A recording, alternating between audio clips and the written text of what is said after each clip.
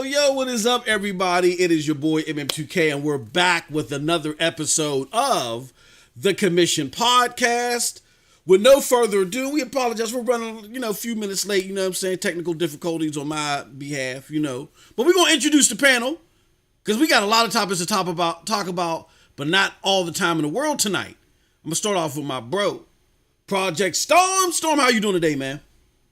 Doing pretty good, man. I'm upset that I didn't get invited to the Halo Infinite beta and all that stuff, What? man. Done the technical test or whatever it is, man. I feel some type of way. So other than that, been doing a lot of gaming, man. The weather's been nice. I'm thankful for a lot of things. So that's how I've been doing, man. That's how I've been doing. They didn't give one to Storm? What is Nah, they man. thinking? I think I signed up for it. I even signed up for the Halo Waypoint, but I didn't get in. I didn't get in, man. I don't know, man. They don't like me, man. I play too much Stadia, bro. Damn. Well, you gonna start punching in it. You gonna start punching in the air like Cuba Gooding Jr. did in what was that? Don't Be a Minute. No, Boys in the Hood. Boys in the Hood.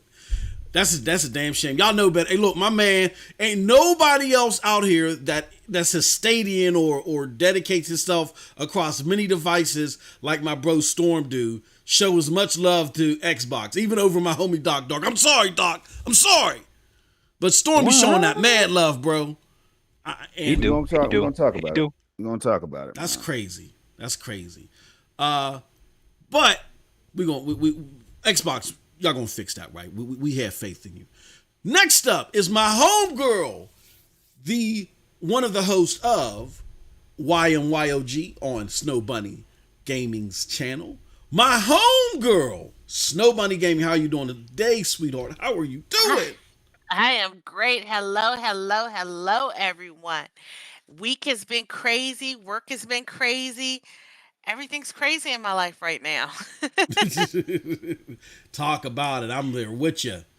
Yes. I will need to make an announcement though. Ying Meets Yang of Gaming. We will be switching to a new day. Ooh. And I'm pretty sure what day I want to have it, but I have to talk to my beloved co-host Project Storm and Rome Rush. But it will be moving because it looks like Sundays is not working out for anybody, so it will be moving. Okay. And then we're gonna be going from there. Gotcha. See, it's probably not gonna work Sunday, Monday, or Thursday. All football. I'm thinking Friday. I'm thinking Friday. I'm thinking Wednesdays or Friday evenings. Yeah, I can dig it. I can dig it. So I gotta figure out which way it's going to be going. Oh man, that's hilarious. I love it. All right, we got two special guests. Tronny couldn't make it this week, so shout out Tronny. We love you. You're here in spirit. Wait a minute. I gotta cut you off here. Two special hosts. One of them has been here like 3 times, so he's like a member now. I know. I mean, you should introduce him as a member. Yeah. Well, on the low, you don't have no love. On the low, we trying to get them. We try and get them all. But yeah, you're right. We just gotta sedate Doc. And get him and like do the magic. Do the magic fingers and Doc got one more showing. Then that'll be like the 3rd time. At that point, bitch, you ours. I mean, we've already sedated proper. Like, he didn't realize it. You know what I'm saying? Like, he did the blood ritual when he came on the first show. But we gonna get Doc too. But no, you are right. You are right, Bunny. The next host of this show, Proper's like, hold on, it's time for me to pull the plug and get the hell off of this panel. No, but the next host, what happened? of the podcast, he doesn't know it yet until now. The homie, Proper's Plays. Proper, how you doing today, good friend? What's up, y'all? What's up? Yeah, we good. I was like, who y'all talking about, man? What? That's what you didn't know. I told y'all. I got kidnapped. I got taken against my will. I'm like, what happened? I totally missed it, man. But I'm good, man. I'm good. We have adopted you. Yeah, I'm all right with that. You can't take the willing. You know what I'm saying? It's true. That's fact. We appreciate it, man. And last, but certainly not least, we got our good friend who he doesn't know it. By next episode, we'll sedate him too. Doc, what's going on, good brother? What's up, guys? There's levels to this. Y'all already know. Absolutely. I am excited to be here. Thank you. I appreciate the invite always, man. I'm always gonna try to make it if I can. Y'all know. I know, you know. And when you can't, then there'll just be a mystery white van outside of your house to bring you here. That's what you know. Either way, it works out for us. No. Hey, let's get this show started, y'all, because we got, like I said, a lot of topics, a lot of fiery debate, passion. I can just feel it in the air, and all I got to do is shut up and just hit play, hit record. But we got a lot to talk about. This week, we're going to talk about, first and foremost, the Halo Infinite multiplayer beta. What are the impressions from those that did get their hands on it? Then we're going to talk about the PlayStation 5. Man, this is crazy to me. It is fully profitable. It's not even been a year yet. Normally this would be like 2-3 years, and now it's fully profitable. I mean, is that a good thing? Or is that saying that it's made out of rice cakes and other cheap parts? I don't know. Let's talk about it. Then we're going to talk about the Switch hitting a new milestone. Really just slapping the consoles all over the place with the baby powder in the right hand.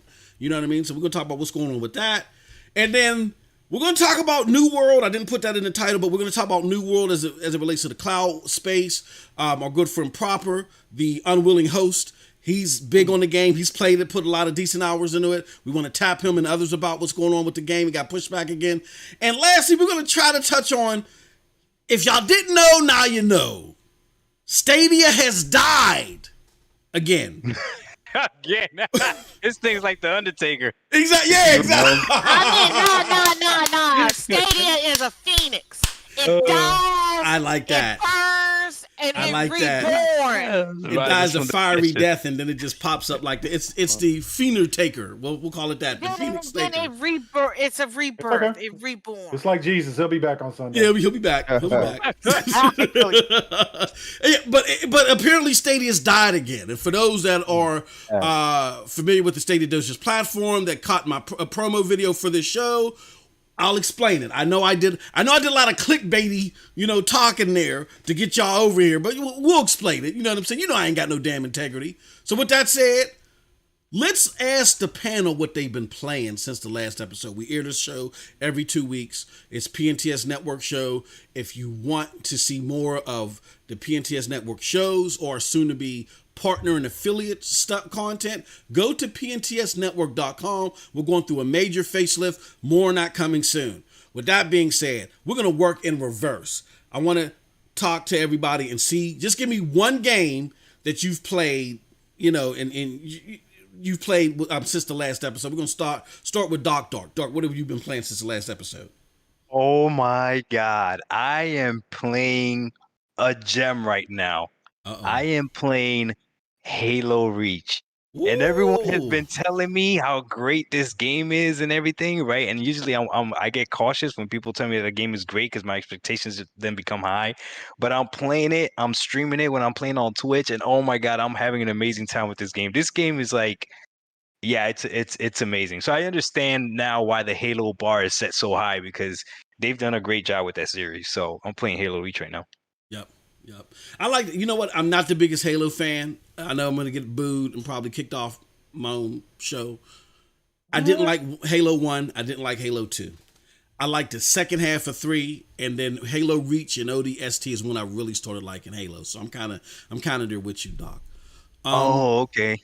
Yeah. Have you played Halo 3?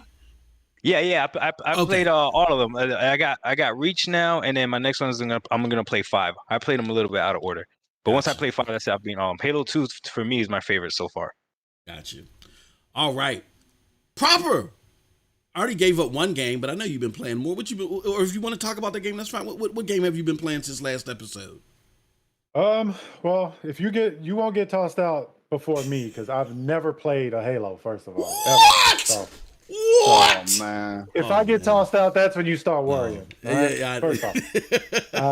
So don't worry about that. All right, just watch out. If you see me get yeeted like Jazz, then that's when you want to start holding on to some furniture. All right. But anyways, the game that I've been playing, it just came out on Tuesday, which is Samurai War. Actually, came out Monday. Samurai Warriors 5. It is the new word. Oh, that's an oldie. Musou game. Woo. Yeah, it's a new Musou game that came out. Koei Tecmo did a great job on it. Revamped the whole game, the art style of it, the combat systems revamped. If you've played a hack and slash Musou game before, it's a breath of fresh air. They added a lot of different styles to it, different characters. If you've seen the Black Samurai, what is his? Oh, I know. Yeah, Yasuke. Yep. He's actually in the game. Oh, so, wow. What? Yeah, so it's definitely a good one. So if you're into hack and slash or the Warrior series, definitely want to check that one out. Okay. Yeah, look, my brother and his girlfriend used to be roommates years ago, and they loved Samurai Warriors. That's all. I would look at them playing that game. Like, what the hell is wrong? But they love that game. That, and it was Land of the Dead at the time. They played the crap out of it. But yeah, that's a goodie, an oldie but goodie series, man. That's what's up. Snobunni Gaming, sweetheart, have you been able to get some game? I know there's been some things going on, but have you been able to get some gaming in since the last episode? Yeah, I've been playing Family Mysteries. Oh, okay, that's what's up. It's one of now you guys know I really don't care about developers or shit like that, right? If I know a developer name, it's something big. It was an accident. But Family Mysteries was done by Artifacts Mundi. Okay. They do a ton of point and click games. Yep. And I absolutely love their on the Switch, I got a shit ton of their games. The games that's not on the Switch, that's on the PS4, I've been getting them, and right now I'm playing Family Mysteries. I got the trilogy 1, 2, and 3, so I've been playing those. What's up? That's what's up. Okay. All right. Well, we're gonna turn it over to my brother Project Storm. Now, for those of y'all that don't know, I'm always going to Storm. I'm like, Storm, all you do is podcast and talking about games. I'm the one always playing the games in Crispy AK, man. Like, can you follow my lead one time? So I don't know what my brother got to say after that. I don't know what he got to say after that. But when did your wife allow you to pay the money to get into Crispy AK? Exactly. Everybody knows better. That's why he ain't saying nothing. That's why he's just like, I'm gonna let this fool just talk, and when he shut up, I'm gonna get him. No, my brother, my good brother Project Storm. What you been playing since last episode, man? I want to say this first, man. Everything he just said is the first part of Kaepernick. You know what I mean? It's all cap. So bottom line here is I've been playing Escape from Tarkov. I know that threw y'all for a loop. I was expecting that right there. You know, I went ahead and purchased the game. Got out there with a pistol and all that stuff because see, you got to be real strategic in how you do things because people just take your loot out there, man. So Escape from Tarkov is a multiplayer first-person shooter, y'all, developed by Battle State Games for Windows. You know what I mean? Yeah. Now, it's in beta form or alpha form or whatever. I don't know what the hell I paid for it, but I tell you what, I saw Shroud and Dr. Disrespect and everybody on it. I said, yo, why am I not on this game? And I went ahead and pulled the trigger on it, man. It was on sale right now for like $39 US or whatever. Normally it's $45. You could pay different bundles and all that for more gear and more inventory space and all that good stuff. But it was pretty damn smooth. It's amazing how it works with the NVIDIA Reflex and everything, man. See, this PC lifestyle, hey, yo, it's PC lifestyle.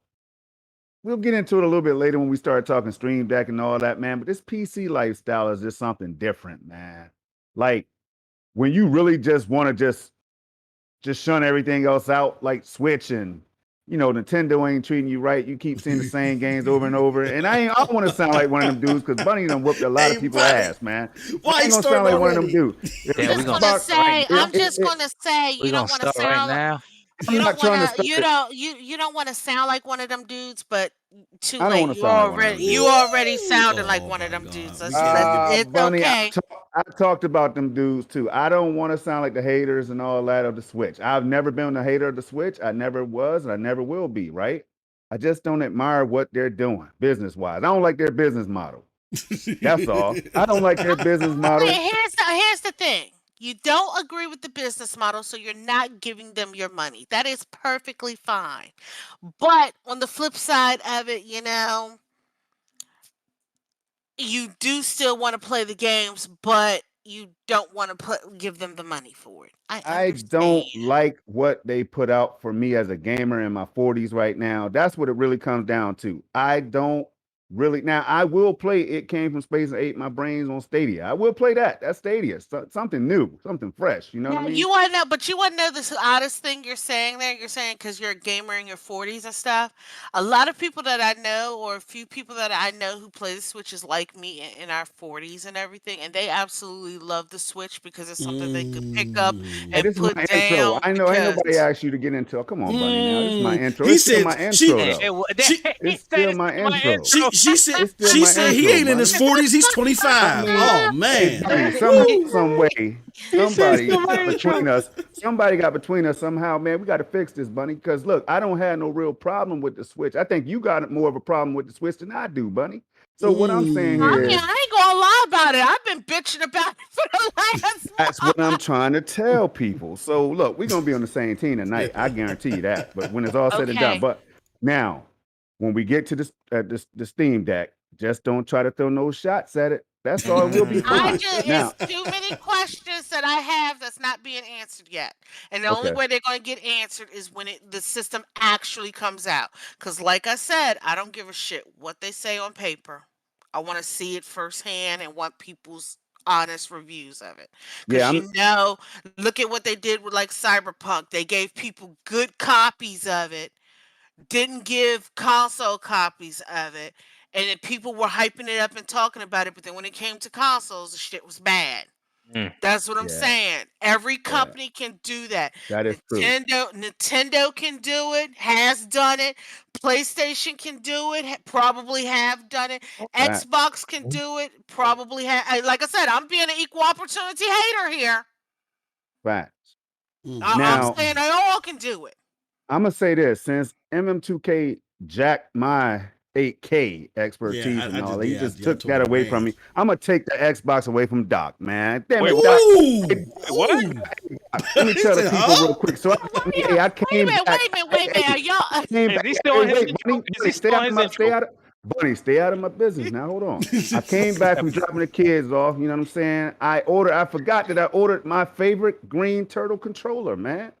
That is Oh beautiful. man. I said I wouldn't do it. I was tired of controllers. I was Did you tired of them, man. did You know you what I'm see saying? it? So I went in, hey, Doc, that thing is beautiful, by the way. I'm bullshitting y'all, but listen, that controller, that Superman joint, the Yeah. Superman thing, I thought it was Spider-Man at first until you turned it around, bro. Hey, Yeah. look, we're gonna jump into the show, y'all. All I'm saying is it's going down tonight. Let's have some Oh, that's fun, dope. Yes. man. I'm Yeah. If trying the to tell you right intros is now. an indication, it's It is going what down. it is. That was the intro, y'all. That was the intro. It's going down tonight. So with that said, let's put in a palate cleanser real quick. Let's do something real nice and real nice and friendly right now. Let's show you some of the games that are gonna be coming out this month. This is courtesy of Games Radar. Look, you know what?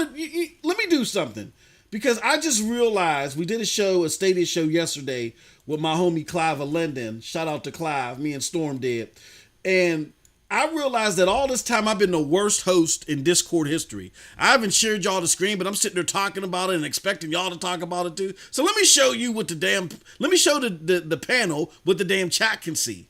All right, this is coming from Games Radar.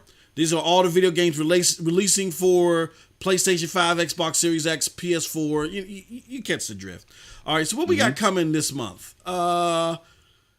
Oh no, they ain't got the August list out here. I thought they had the August list out here. Oops, sorry. Well, y'all had some great games in July, but they didn't come out with the August list yet. Let's move on. All right, so let's talk about it, people. Well, Again, since we can't talk about what games are coming out in August, did We anybody could, pick up any games in July? well, yeah. yeah, we can talk. Yeah, we Um, can talk about that real quick. I just can't remember because I play so many games, man. Yeah, You yeah. can purchase titles big and small these days. You can claim them for free. I buying them. I think I bought. Damn, MM2K was Control in August or July. No, Control was July, bro. So yeah, Oh, all so right. yeah, So that's the Control. last Ooh, one I bought in woo, July. Jesus. Control Ultimate Edition Yeah, for that's Stadia. Yep. Yeah. Great See, I didn't game. want to Great talk pickup. about that. That's why I went ahead and went Escape from Tarkov. I don't want to talk Control, man. Everybody, No, it's an old game. It's an old game. Yeah. I purchased the Great Ace Attorney. Oh, did you? Yeah. Oh man, we would Yeah, talk about that. yeah, I got it on the Switch because it only went physical to the Switch. It didn't go physical to PS4 or Mm-hmm. 5. So I got it for the Switch, and I picked up some other games, but that was like the new game that I picked up that just came out. Everything else was pretty old. Oh. I got real quick before Proper gives us what he's purchased. Doc, I got a question for you, brother. Speaking of Ace Attorney, how come there was only 5 copies bought on the Xbox, man? What's going on with that, man? I know you've seen that out there in Twitterverse, where Capcom released that. The Capcom released that statement saying that when it came to Ace Attorney, it ain't even worth bringing up Xbox because it's negligible or something like there were hundreds of thousands of copies elsewhere sold of it, but on Xbox it was like 4,000. and everybody was like, Game Pass is cannibalizing third-party sales. Like, what's going on with that, Doc? I mean, see, the way I see it is a little bit different. I gotta spin this to the positive. I know you do, brother. A glass half full. The reason it did so well on other consoles is because everyone that played it on Game Pass told everybody else how good it was, and they had to buy it. All the Game Pass players got to play for free. You know what I'm saying? So, Doc, let's just be straight honest. You're breaking up. I was saying, let's be straight honest, okay? Honestly, I didn't really expect that game to sell a lot on Xbox because it's the type of game that when I talk about games like that, a lot of Xbox fans are like, we don't want that shit on our console anyway. So I already anticipated it wasn't going to do that great on Xbox. I mean, Game Pass has opened up the Xbox player base to try a whole bunch of different. Is it on Game Pass though? I don't even think it's on. No, he was reaching on that one. He was swinging. He was swinging. I'm trying to help out the argument. Damn, MMP. I wasn't gonna say nothing. It ain't my job. Damn. Hey, Proper, everyone's gonna have a different take as to if Game Pass is gonna help game development or not. And honestly, I'm not gonna lie. These subscription services for me makes it hard for me to buy a game. So I got Game Pass and I have PS Now and I'm still with Stadia Pro. So for me to actually reach in my pocket to buy a game when there's so many games I'm getting quote unquote, not really for free because you're paying for the subscription, but it almost makes you feel like you're getting them for free. It's kind of hard, Yeah. Yep. I got you. I mean, we can talk about that too. For $10, yeah, you're basically $10. Proper, you got Game Pass for PC strictly, right? Or you got it for both? No, I got it for PC. Okay, cool. I got you, bro. So with that being said, Proper, have you bought any games since in July at all? Have you bought anything? I did not, and the reason why is because I had New World to play and I had Samurai Warriors coming out, and everything's about to get real thick for me. So that's what she said. But dig it. I had to slow down on the game purchases because with everything that is coming out for me within the next few months, they would have been set on the shelf anyways. Yep. So slow down. So, yep. Yeah. I got you, brother. I can dig it. Woo, jeez. Gotta love them. Hey, Doc. Send it. What you now you kind of told on the Xbox brass. You done told y'all don't want to buy no games, so I hope J-Dub ain't listening on the periphery and he out there, on his typewriter, on his, his 1982 typewriter, chopping up the next manuscript out there for Twitter.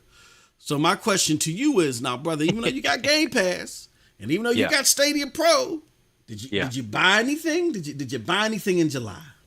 No, I didn't. And here's my thing, right? It's like, I don't know why buying a game, if you buy the game, it makes you more of a gamer than if you actually play the games. Because what does it matter if I was to buy a whole bunch of games, but I still got them sitting on a shelf? I'm telling you right now, since I've been doing these subscription services, I've been gaming more than I ever have in my life. Man. You know what I'm saying? And what's the whole point of being a gamer? Is to game, is it not? So yeah. I don't know. So I get it. I get some people feel good about saying I buy my games, you guys rent games, and I'm like, yeah, I do rent games, and it's okay. You know, we're gonna have that discussion. I do. It's not on the docket, but you know how we do. We uncouth and we do what the hell we want to on the show. Right. We're gonna bring up that conversation because you know what? And listening to Doc, see, I was about to just throw some stuff out there like support the devs. You know what I'm saying? I buy my games, but then I realized something about myself because Doc said I'm doing more gaming now than I ever have. I'm gonna get into that in a little bit, but we're gonna have that conversation a little bit. With that being said, let's get on to today's topics. First and foremost, speaking of Halo, we're going to start with Doc, and then we're going to work our way around with the panel. First with Doc, then Storm, we'll do Bunny, and then properly. And you know what? After Doc, I don't care what the order is. I'm just going to shut up and not get caught in the crossfire. But Doc, Halo Infinite Beta. We're going to put it out there on the screen. Let me show you something. All right, here it goes, folks. That is Halo Infinite Beta. Makes one hell of a first impression. It reads 343 Industries had everything to prove with the first Halo Infinite hands-on opportunity, and it absolutely nailed it according to GamesRadar.com. Doc, what's the deal? Are they right? Did they nail it? What's going on with Halo Infinite Beta? No. Halo Infinite Beta was extremely trash. Oh! You can't shoot fruit. You can shoot fruit. You can shoot fruit on Call of Duty though. Call of Duty 4, I think it was. No, FF2K knows what I'm doing. I know the joke. I know. Yeah, I'm in the loop. I feel you. I feel like I see Dirt in the chat too. What up, Dirt? Listen, man. This is crazy, man. What I said was that means that, and I didn't get a chance to play. I didn't get an invite either, so I know how you feel, Storm. But I feel like it must have been amazing when the only thing they could speak about was the fact that fruit didn't destruct like it was supposed to. You know what I'm saying? Out of anything that you would have thought somebody that wanted to critique Halo could have came up with, that's the best. That's what took over the news as far as bad news for the game was that the fruit physics weren't good. So I am extremely excited as far as that goes, but I'm not gonna cap. I'm not a huge multiplayer guy, anyways. So I'm really interested to see what the story is gonna be of this Halo game, and I hope they do well with the story. But as far as the beta and everything, to me, it looked like it was a success. Everyone says nothing but good things about it, except for the whole fruit thing that took over. And at this point, it's like grasping for straws. You know what I'm saying? So, I'm excited. Hopefully, I get a shot next time when they drop it. I get a chance to play it, and yeah, we'll go from there. I'm excited for it. I think overall it's good news if that's the only thing that they could pinpoint. You know what I'm saying? Take whoever's going to go up next. Hey, look, first come, first serve. I'm stepping away from this. Let me go ahead and catch it. I didn't get in, but I tell you what, man, it didn't stop me from watching a lot of the content, a lot of the gameplay, a lot of the videos on YouTube and everything at 4K and all that good stuff, so I can get a good look at the game. The game looks like they're trying to go back to the foundation, man. Making the game feel a little bit more like the original Halos and stuff. The earlier Halo Combat Evolved and all that, the movement and everything. Now, it's still, I like to change the sound, the weapon. I noticed a lot of like subtleties and stuff, man. Like they changed the sound of the weapons and stuff, and it's dope. So I don't have a whole lot of negative things to say about what I saw because I always said, like Bunny knows, we had this conversation. Moss, Dirt know, Deb know, they know we had this conversation a while back about what Halo Infinite was going to be and all that stuff. And I said, look, man, now they didn't throw in the battle royale that I thought they were going to throw into it yet. I still think that could come down the road, man. So I think that they're really going to do some things with Halo. Now, what gives that away for me is free to play. The free to play, you're going to get more gamers on Halo than ever before, possibly. And the campaign, they're keeping that kind of tight lip. And I know they're talking about the leaks and everything that happened, but I still don't know anything about it because I don't care. I don't want to follow the leaks. I want to know what this campaign is going to do. I want to know what it's going to look like with the delay and all that stuff. I think it's going to set the stage for a big Xbox fall, man. Like I've always said, I just think this is going to be the game. You got the cloud in place. Let's see if I'm right. I'll pass the microphone. Pass the microphone. Who want to pick that up next? They scared. They don't want to talk about Halo. Anybody? So who played? I mean, you want me to be honest with you? Go ahead. Yeah, we love your. That's the only way you know how to do it. That we love Bunny's. I honesty. get scared every time she say that. The one person who's gonna get I'm already sitting in the car riding shotgun with 99 octane gasoline draws on when I say this. Uh-oh. But I really don't give a shit about Halo Infinite. I can't play it anyway. Oh yeah. What? Why you got to say it like that though? Yeah. You want shit in everybody's cornflakes. I mean, I'm gonna be honest with you. I can't play it, so it's not even on my radar. So I don't even really care about it. And the reason, Dark, I can't play it is because it's first-person view. I can't play any first-person view games due to motion sickness. I mean, can I ask Bunny one thing though? All right, so what does this mean for Xbox? Would you like a lie? Would you like for me to be? Would you like me honest? All right. We can move on, man. Because I'm just saying now. You know what's funny?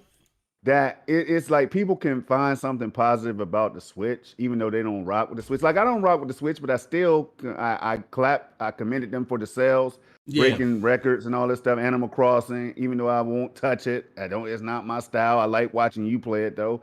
So how come?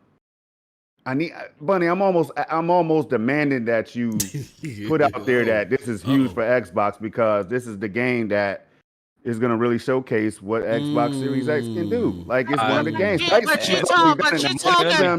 talking to the one person who thinks Breath of the Wild is complete and utter dog shit on the Switch. What? Oh, so you're not biased. It is what. All right. So I got you. I mean, that's what I'm saying. I played Breath of the Wild on the Switch and I fucking hated that shit. I traded that bitch in within like a month of me getting it because I hated it. Oh. Breath of the Wild 2 ain't even on my fucking radar because of how bad I hated Breath of the Wild 1. Wow. So, question is, what did they mean to the Switch? Huh? What did they mean to the Switch, the Nintendo Switch? Could the Switch have sold those the units that it sold without those games? Hell no. Storm is turning up the juice today. I want Bunny to answer. I want Bunny to answer. No, I'm being honest here because I'm thinking about it. Because remember, it was the swan song for the Wii U, and it was the first game for the Switch. Mm-hmm. Okay. The thing is it sold tons of copies, and that was like one of the only games out for the Switch in the beginning. So yeah, people bought it. So yeah, it was important for sales of the Switch, but that doesn't necessarily mean that it was a great game.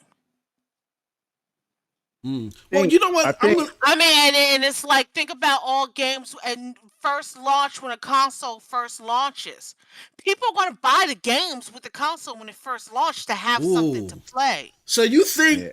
So you saying that Breath of the Wild was only successful because it launched? Oh my gosh! Because it launched with the Switch. Is that what Miss Switch is saying right here live on the air? Is that what you're saying? I mean, think about it like this: if it was that fucking popular, wouldn't it be selling more than Super Smash Brothers? Oh my! You know, we might have to open them. Animal Crossing. Smash Bros. Though we might have to open them phone lines right now. We might have to open it right now. But do you see my point? I mean, you open them damn lines. Point? But the thing is like Halo may be big for Xbox, but for me, I won't even be paying attention to it because I don't really care about Halo. Right. Well, it took you that long to say the part that's important. You know what I'm saying? Like that's only important to the people who it's important to. For the people like me who don't like Halo or who can't play Halo, trust me, I tried playing Halo. Now I had fun like hell with the gravity hammer. I don't even remember what Halo that was. Until I almost puked all over my friend's 360. Mm-hmm. I was having a blast till then. Yeah, I love the gravity hammer. I think that was 3. I think that was Halo 3. Was that Halo 3 or Reach? I mean, I remember 3. The bubble shield, all that. That was 3. All I remember is we were in a private room and he was driving a Warthog and I hit the gravity hammer at some level where that shit flipped over my head like in Hellboy when he says red means stop and the Warthog flipped over me. And then probably about a few minutes after that, I almost hurled all over his 360 and Oh controllers. wow. I So, got you. so that's what I'm saying. For people who don't like Halo or don't care about Halo, for them it's negligible It's about nothing. what it does Okay. for the So Xbox. you don't think it's gonna sap any new, life out of the Halo naysayers? That's fine. But would you at least say, we'll start with you and then we'll go to proper, Bunny. Would you at least say that despite your own personal taste, do you think that Halo created enough buzz to where maybe some that were on the periphery that were like, you know what, I really wasn't digging 5 and 4 all like that. Like, you know what I'm saying? Do you think you're hearing enough buzz to where they're reinvigorated, or you don't feel that? No, I don't feel that. And the Ooh. one reason is because, like I said, right now the only thing we're hearing about is the multiplayer. We don't know Mm. nothing about the single player, and That might be a good thing. I know for a fact, a lot of people love the single player of Halo, then True. jumped into playing the multiplayer. True. Mm-hmm. So, I mean, you got to think about it like that also. Right now, we're hearing only about the multiplayer. Okay. And for like some of you guys on this panel, some of you said you're not huge multiplayer fans. But the people who love the single player, we're not hearing anything about it.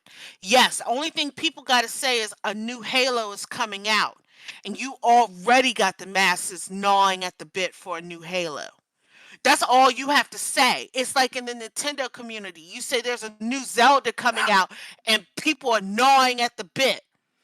In PlayStation, you say new God of War coming out, people gnawing at the bit. Xbox, you say Halo coming out, people gnawing at the bit. I'm gonna let proper, because I know Doc and Storm are chomping You, at the bit. I'm gonna let y'all you, go. I gotta you know, say, I know, but I gotta let my brother Proper get in first. Proper, I know you're another one who really haven't touched Halo, period. But Oh, this is gonna be quick. This is quick. Go go ahead, brother. Go ahead. Go shoot. Because I already told you. I'll be the first one tossed out because I'm probably one of the only people in the world that have not touched Halo at all. And it's so funny because my fiance just came in and she's like, "What? Hey, I played Halo. I'm actually pretty good at it." I'm like, "What? Right. It's not even a game." Right. Okay. So that tells you. put her on. He said replace him. Did you say replace him? Don't do want that. those problems, Dark. You don't want those problems. You don't want those problems, man. So Doc, Storm, Yeah. like Yeah. Bunny went pap. She took the glove off and slapped the shit out of y'all and put it back on and walked away 3 paces. Who want to take it first? No, she didn't. She Wait, just 3 paces. I'm she did still what Bunny standing does. there. She does what she did what Bunny do. She said she's But- still there. But I just want to warm Storm on something. Okay, so Go ahead. Storm said he want to take over the Xbox thing, right? And this is one of the things I had to learn the hard way, man. When you represent or you repping for Xbox, it is very hard for other people. I don't even know why. The Xbox One generation must have jaded gamers so much that it's really hard for people to give Xbox props, even when they're clearly doing something good. Like it could be as clear as day, and people still don't want to give them props. So I felt you when you were like, "Can you say anything positive about Halo Infinite?" Right? Like I Hit felt the you. like I felt button. you in that. It's about to I happen. felt you, right? Hit it. But there's this one comment I'm looking at the chat that really stood out to me, right? It's from Harold. What up, Harold? He said, what if Shout Halo campaign is trash? Do you still think it'll flop? And here's the thing, that's actually a really good question, right? Because Halo is a game, like Bunny said, there are people that definitely love the campaign, but you got to remember, Halo is an esport as well. There's people that only play the multiplayer. So for them to make this a free-to-play multiplayer, I don't know if the campaign part of it will make the game flop if the multiplayer is good on its own. You know what I'm saying? Because again, it's Yeah, I got free what to you're saying. play. You know what I'm saying? So Yep. so I don't know. For me, for a person like me, like Bunny said, I really care about the campaign of games. I want the campaign to be amazing. But one of the things that Xbox is known for is for for that multiplayer. Like Gears has a great multiplayer. You know, Halo has, you know, a great multiplayer. So, is the multiplayer enough? I mean, I don't Multiplayer is know. In going to my be opinion, huge, Doc. I mean, yeah. if you could see it like I can, bro, free to play is I think some people are sleeping on what that means, man, the impact of it. You know what I mean? I'm just like the fact that you got the younger gamers out here. We always forget about the younger gamers, man. We always Yeah. forget about them that's willing to drop 19.99 on the new pack, man, for the Covenant pack. The Covenant pack. You get the Covenant pack. You know what I'm saying? You get this right here. You get these exclusive skins and all that, right? You got Oh them out there, man. All right, yeah. so they're gonna be out there now. They got hey, Halo is more accessible than it's ever been. You got PC and consoles, and everywhere else is gonna be launching around the same damn time. Now you got the cloud where people could say, wait a minute, I could be at wait a minute. Now, Xcloud, you know, it still needs it has some rough edges or whatever, right? Sure. But I will still be trying Halo Infinite on Xcloud, man. Like, so it's so many, it's the dynamic is, I think, no, I don't think anybody is comprehending this, y'all. If somebody's comprehending this in the chat, let me know, man. Like, this will be the biggest launch, possibly the biggest launch in Halo history, bro. It might Like, be. this is what I'm trying to tell. So the multiplayer, yes, they're gonna have big shoes to fill. You're talking free to play, man. You got to deliver on all of this stuff, or people will stop playing your game. So they're gonna have to do that, right? But when it comes to the single player just needs to be solid enough. Yep. I agree. I agree. Solid enough, Doc, Yep, for I people agree. to still be attached with Halo. All they need to do is just say, "Oh, I wanted more, but the multiplayer is awesome. Oh my god." Yep. That's all they have to do, and it's a hit, man. Dan, he right. Straight up. God. And I told you the Covenant pack. I didn't hear anybody say, "Yep, yeah, you right about that." Yo, imagine they got the Banshees and they got different skins for your Banshees and all that, man. Yo, I could just see it. I could see it as plain as day, man. The Halo fans are gonna eat it up. And there's a lot of them. We know there's a lot of them. There's new players that's willing to jump on the free to play games. They play games they don't even know anything about because they're free to play. So you're talking about Halo, Microsoft backing it up, RDNA 2, all this stuff is about to shine, man. The campaign is gonna be looking better than the multiplayer. It should. I don't know. Let's see if I'm right, man. I can't wait till the fall. Buddy. It's exciting. They tried to tag team you. One tried to grab your legs, the other one tried to go welling on them like you was Charlie Murphy, like you was Tronny ain't here. See, Tronny ain't here. We got it. Tronny ain't here. See, the thing is, buddy, hey, you see she laid back, right? But you guys just sat there and said what I was saying. We don't know what's going to happen with the campaign. Okay. And yes, the Halo free to play is going to be big because any game when it comes out that's free to play and it's a shooter is big when it first comes out. But we don't know how they're going to carry it forward. Well, this is going to be bigger than any free to play. I mean, that's the thing you guys got to think about. How are they going to carry it forward? I gotta tell you, there's this guy named Phil. God damn it! And see, Phil done showed you. Hey, where he at? Hold up. I'm gonna lose my lunch. Go ahead, let him go. Hold up. Wait a minute. Now, I'm not the biggest. I'm not a bot, right? But I've been playing Xbox since day one, since it first dropped. You know what I mean? The direct Xbox. I've been on it. You know what I'm saying? Hard drive, putting music on my hard drive. I go way back with Xbox. You know what I'm saying? So when I tell you that you can look at the trend, you can look at the patterns and all that stuff to see that Xbox is not. They said that they're not stop. Man, they're showing us that the pockets are just out. They're hanging out. Yeah. And instead of looking, they got these black cards, these platinum cards, these damn whatever cards you want. They got them, man. They spending money out here. So see, here's the difference, money. Halo, they're gonna back that shit whether it fails. They're gonna put a. Yup. The magnitude is so crazy, I can't even put it out there in words because I can see it. If they don't do this, you will hear from me, Doc, I'm not everybody even else talking that about loves Xbox. that. You're What gonna hear I'm from talking about is whether or not, because you can support a game, okay? No matter how well you support it, you can support a game, but will the support be good enough for it? Well, we're gonna see because that I mean, you can say that's that what about I'm any game. saying. You can say that That's about what I'm any game. saying. Okay, but let's be honest. Let's be honest. They're competing against free to play titles, right? And if we want to be honest, how honestly, how great really are free to play titles? They're not that great. Most of them are not that great. Exactly, they're not that. So it's not like they really have to do too much. Warzone has been the same thing since forever. Fortnite, I don't even know how people are still building stuff in Fortnite. Apex Legends, you get tired of that. They got to come up with new things every once in a while. Halo could be the thing because you could customize your Spartan. There's so much things that you could do.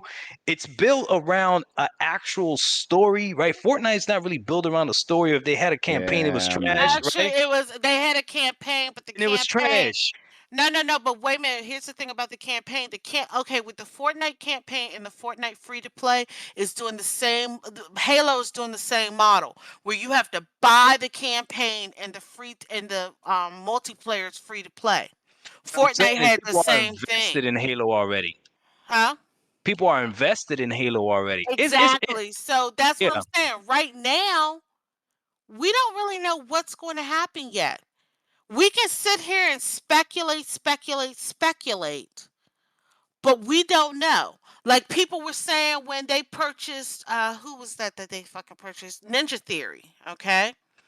People were saying that Bleeding Edge was going to be this great game and that they were going to support the hell out of it because they got the money to support it. Isn't that shit shut down now? It is. That's what I'm saying. You can look and see one thing and they can say one thing, but then when shit happens, it changes. That's true. I'm just saying, when it comes to the trends and the patterns, Bunny, they imply that Microsoft is behind this game and shit. You know what I'm saying? Like they really behind it now. They behind it like how Morse wanted it to, how Morse wanted them to be behind it when he was rocking with it. Now, listen, that's all I'm trying to tell you. They're hot right now. They're hot. You know what I mean? They got the momentum right now. They do. They're doing big things. I mean, they got games on the horizon that we know are being built for this platform by developers that are well known and all that stuff. Man, I'm done. I'm done talking about it, man. I think y'all get the point. I mean, before we move on, I just want to show y'all what Games Radar is saying and get our final thoughts on this. They're saying that for those that have played it, the movement feels tighter. The combat is aggressive. The classic weapons feel right. And the strong core loop. Equipment comes back. I mean, the customization is easy going. I mean, the article goes on and on. Maps are solid. I mean, they go on and on and on. And you know what, Moss? On top of that, people laughed at him. They clowned him. They took that and hit in a hole. They had to push back and everything, man. They took those shots on the chin. You know what I'm saying? So that right there should make them want to come back, man. And let's not forget that Xbox is not gonna let Halo. Wait a minute, hold up, y'all. I gotta cut somebody off here. Whoa! Okay, Whoa! So okay, Clayton, I saw the message where you said earlier to go play Mario plus Rabbids.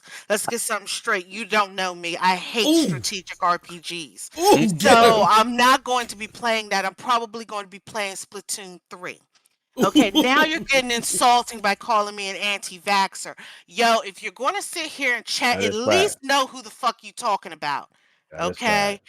Okay, you tell me I don't know nothing about multiplayers. I was playing a lot of multiplayers, okay? I don't only play the Switch. I've had every console that's come out since the launch of consoles.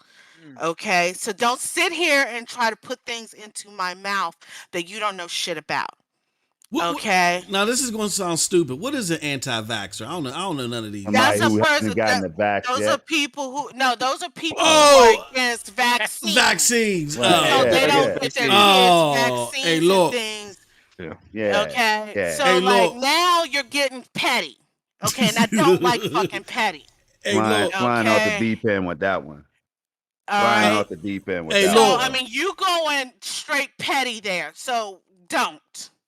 I know where they coming from. Hey, look, everybody's welcome here, but this is and I appreciate our good friend Dirk Griggity retweeting this out, but we all know that Dirk, you know, he's an Xbox guy, and some of the Xbox guys that follow his channel are some of the most diehard. I'm gonna put some electric explosives to my chest and blow everybody up if you don't say anything positive about Xbox. I'm letting you know this ain't one of them shows, and we gonna unleash the bunny. So Clayton, it's gonna be okay, brother. It's just video games. They got nothing to do with vaccines. I thought an anti-vaxxer was somebody that didn't like shooters or something. I didn't know what the hell he was talking about. He's getting quite insulting, and that's the one thing. I'm gonna be straight honest with you. I'll sit here and say negative shit about every fucking thing come through here. I guess you didn't hear my rant last week or the last time we were on the show about Nintendo and what the fuck they were doing. Okay, I say shit about Xbox. I say shit about PlayStation. I say shit about PC. I say shit about Nintendo. I don't give a shit. I just say what I say, and if you don't like it, fuck it. Deal with it. Suck it up, Buttercup, and deal with it. Oh shit! God damn! I thought it was gonna be somebody in the panel. But don't get fucking She don't mean no insulted. PC jabs. But She don't mean no PC jabs. She don't mean no PC jabs. Bunny, you didn't say He nothing said bad she about doesn't mean Sony though. Can you talk bad about Sony for me? Well, I would really appreciate it. Yeah. Well, PlayStation, that shit they pulled with the PS3, that shit pissed me off. What about the SSD? Aren't you mad about that? Let me tell you something about Yo, she said SSDs, some okay? SSDs. Let me tell you something about SSDs. Don't get her started. No, don't get her started. I want to hear this, please. Okay, SSDs make shit run faster, okay? Okay? People hype SSDs a whole lot. Now, I have an SSD in my PC, but I also have an HDD as a backup so that I can move shit back and forth.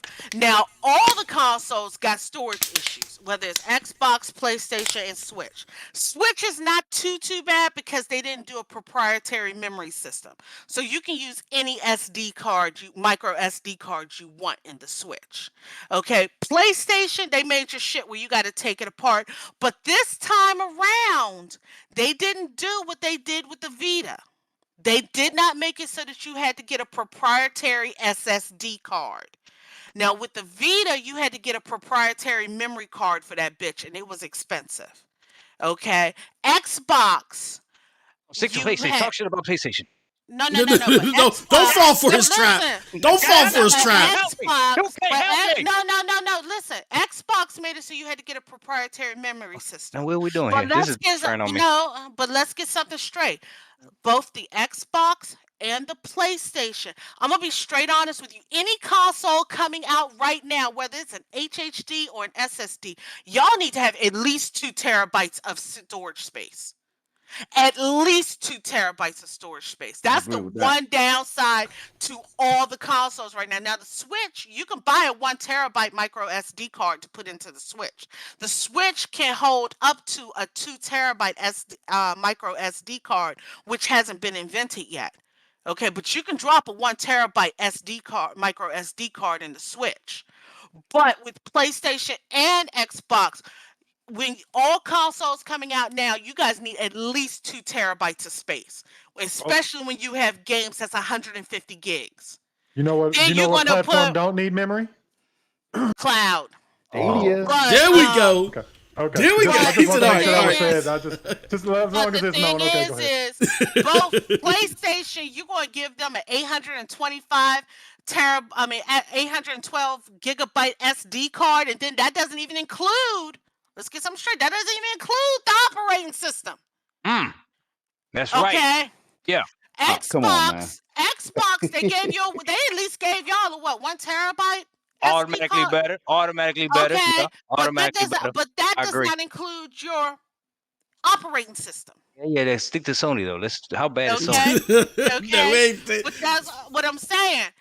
I sit here and say shit about all the companies. Sony has done shit in the past. I did not buy a PS3 to damn near the end. Then I got, let's put it to you, that generation, I had an Xbox 360. I got a PS3. I fucking hated the PS3. Got rid of my PS3 and bought a 360 again. Okay?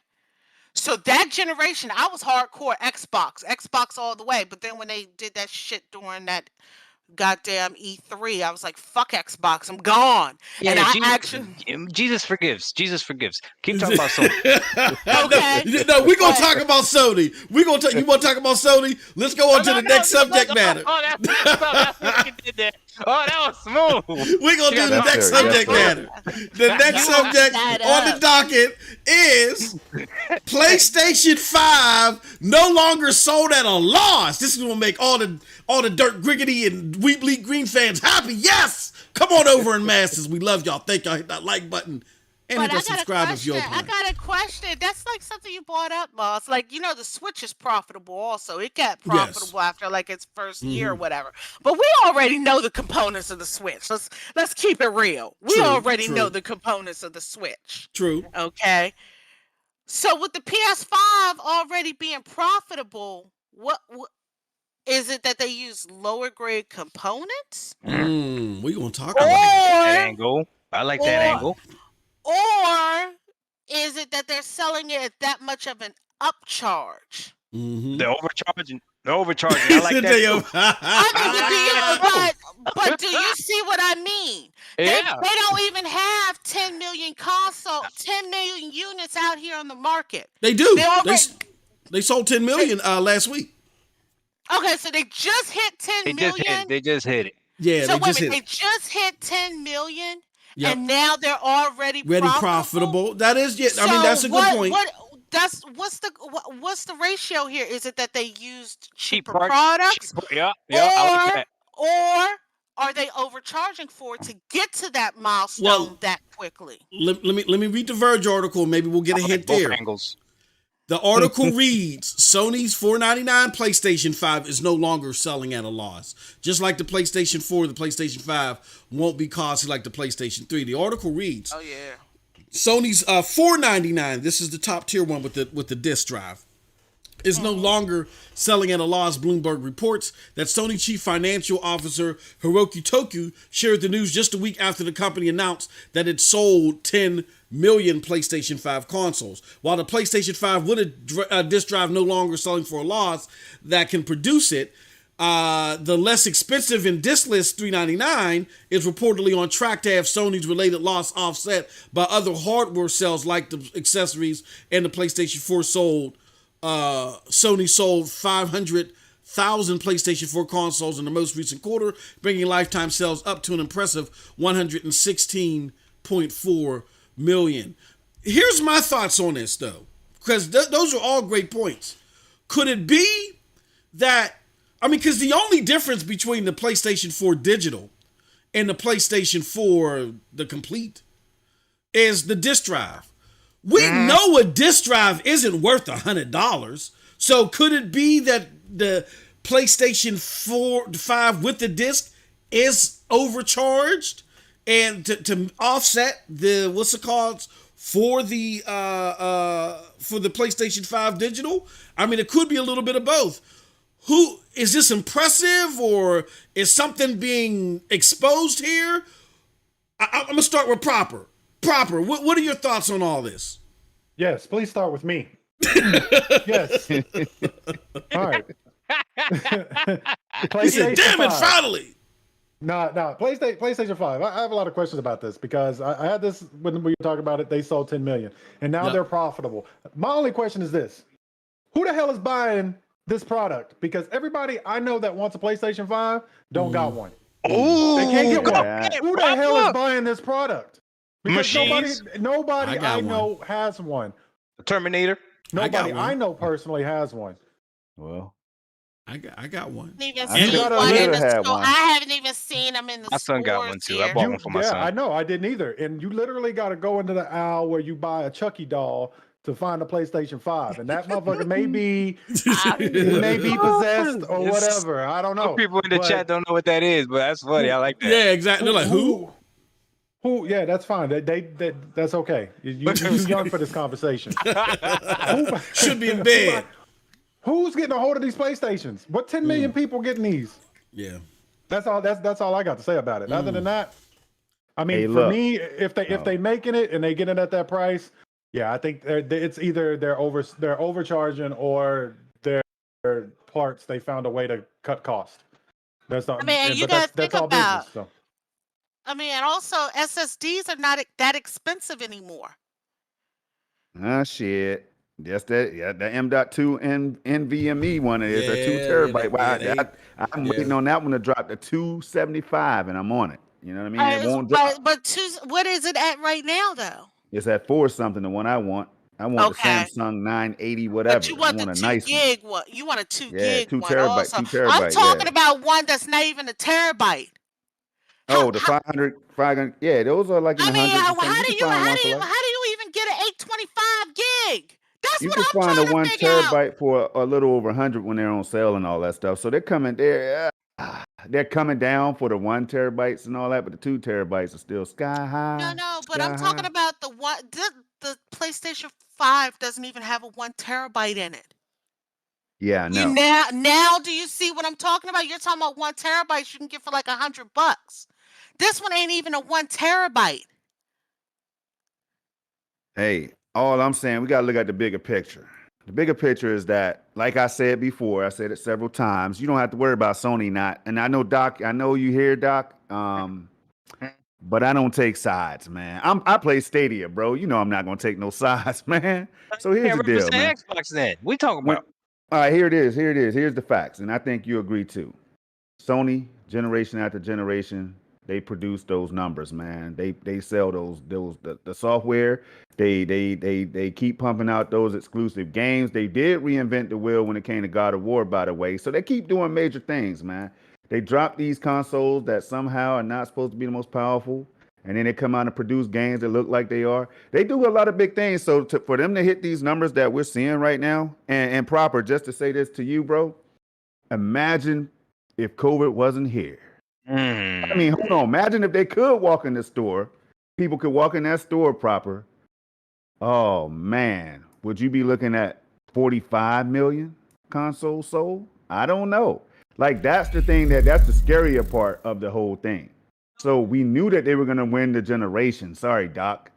They were gonna win. Sony's gonna win the generation. That's just what they do. You know, now next generation, I don't know. I don't know. After all those games have sunken in and people can enjoy those games at the latter stages of the Series X's life cycle and stuff, man, we might have a different situation going into the next gen. It might be more neck and neck out of the gate and all that stuff. And Microsoft might be able to trade blows. But it's just not going to happen this generation. And I don't think that they believe that it's going to happen this generation. They're setting the stage for it to happen next generation. But Sony's going to run away with it. And that's what they've been doing.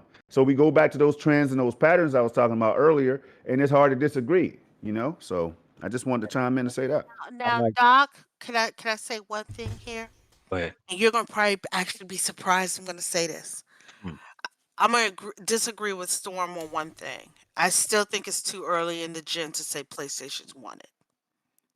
It hasn't even been a year yet. Yeah, that's fair. And we don't know yet because like I said, right now the rumors coming out, some PlayStation fans are pretty mad because rumors I'm hearing coming out, it's not looking pretty for PlayStation software wise. So right now, I think we need to wait at least a year to a year and a half before we can say what's going on with the generation. And just like you said, Storm, COVID out here has affected a lot of things. That's right. Like in the area I live in, I have multiple Walmarts, a Best Buy, Targets.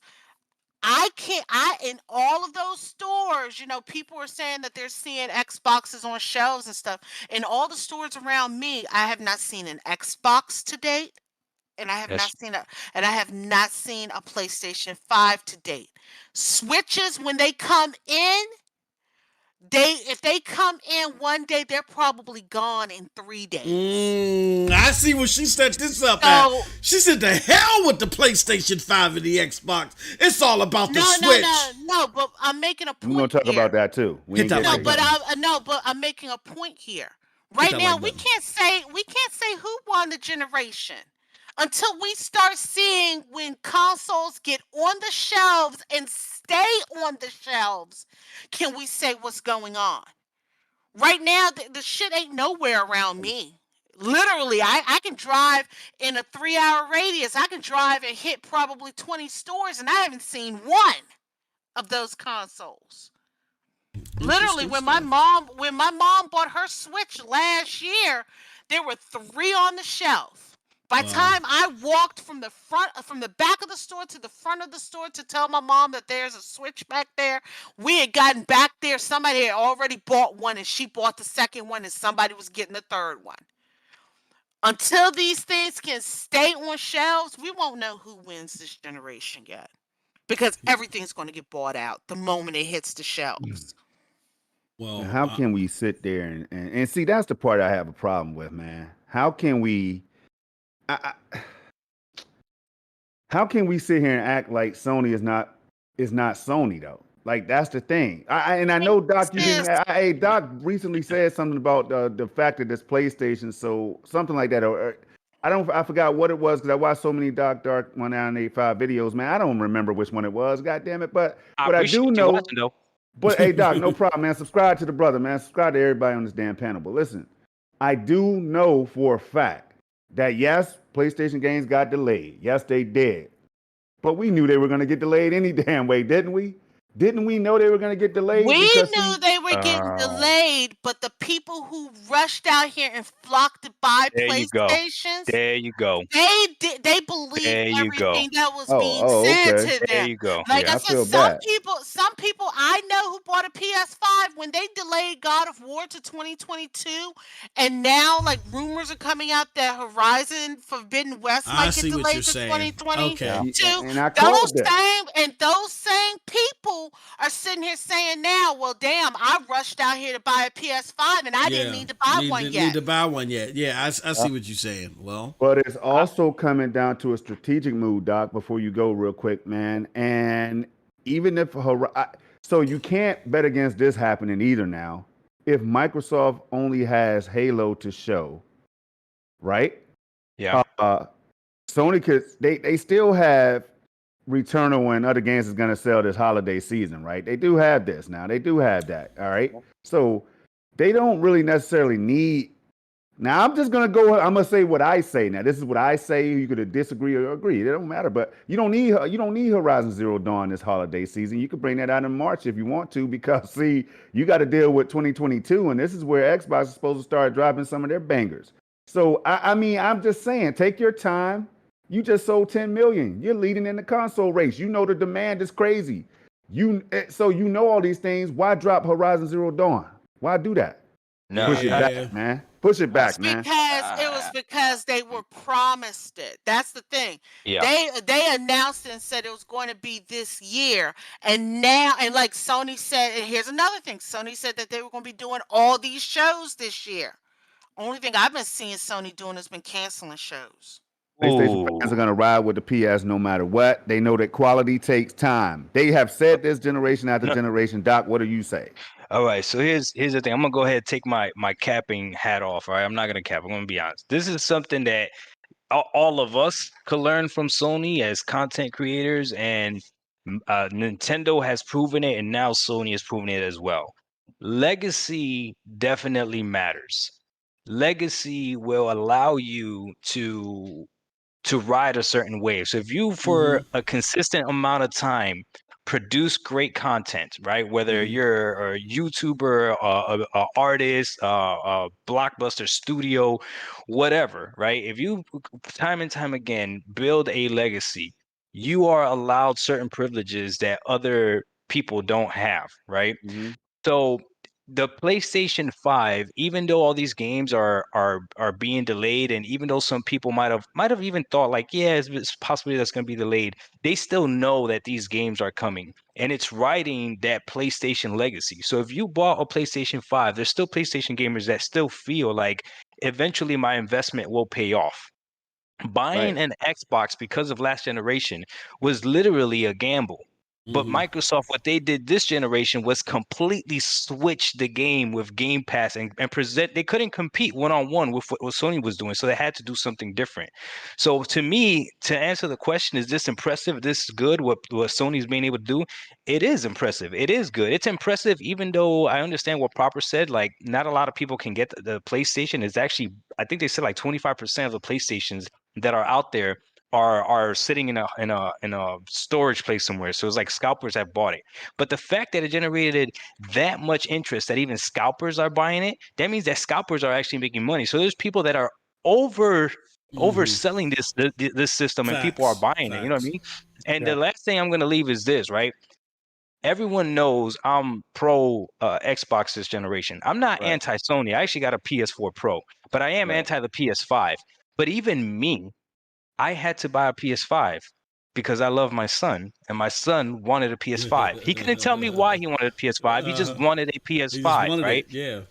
It's like those people, I've said this before, it's like people that say, that an Apple phone is better than an Android phone. Even if it's true, 90% of the people that have Apple phones can't really tell you why it's better than Android. Exactly. They just been regurgitating it so much as like, yeah, Apple's better. So that's what the Sony legacy has done. The same thing with the Nintendo legacy. If a Mario game comes out, you can't even say that it's bad, even if it's bad. So I'm actually proud of Bunny saying that Zelda was a bad game. That's impressive. Like, you might be careful. Somebody might try to hunt you down. They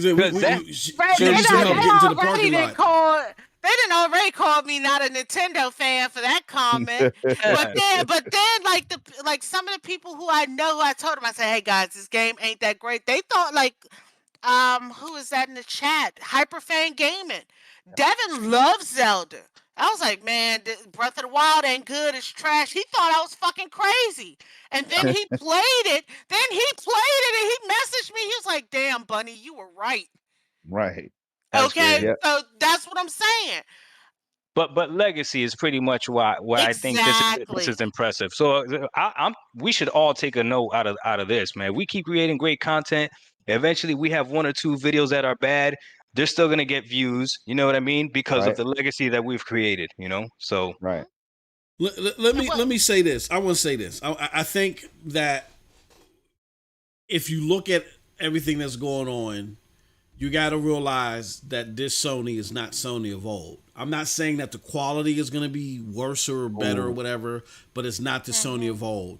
The Sony of old played a lot of fanfare.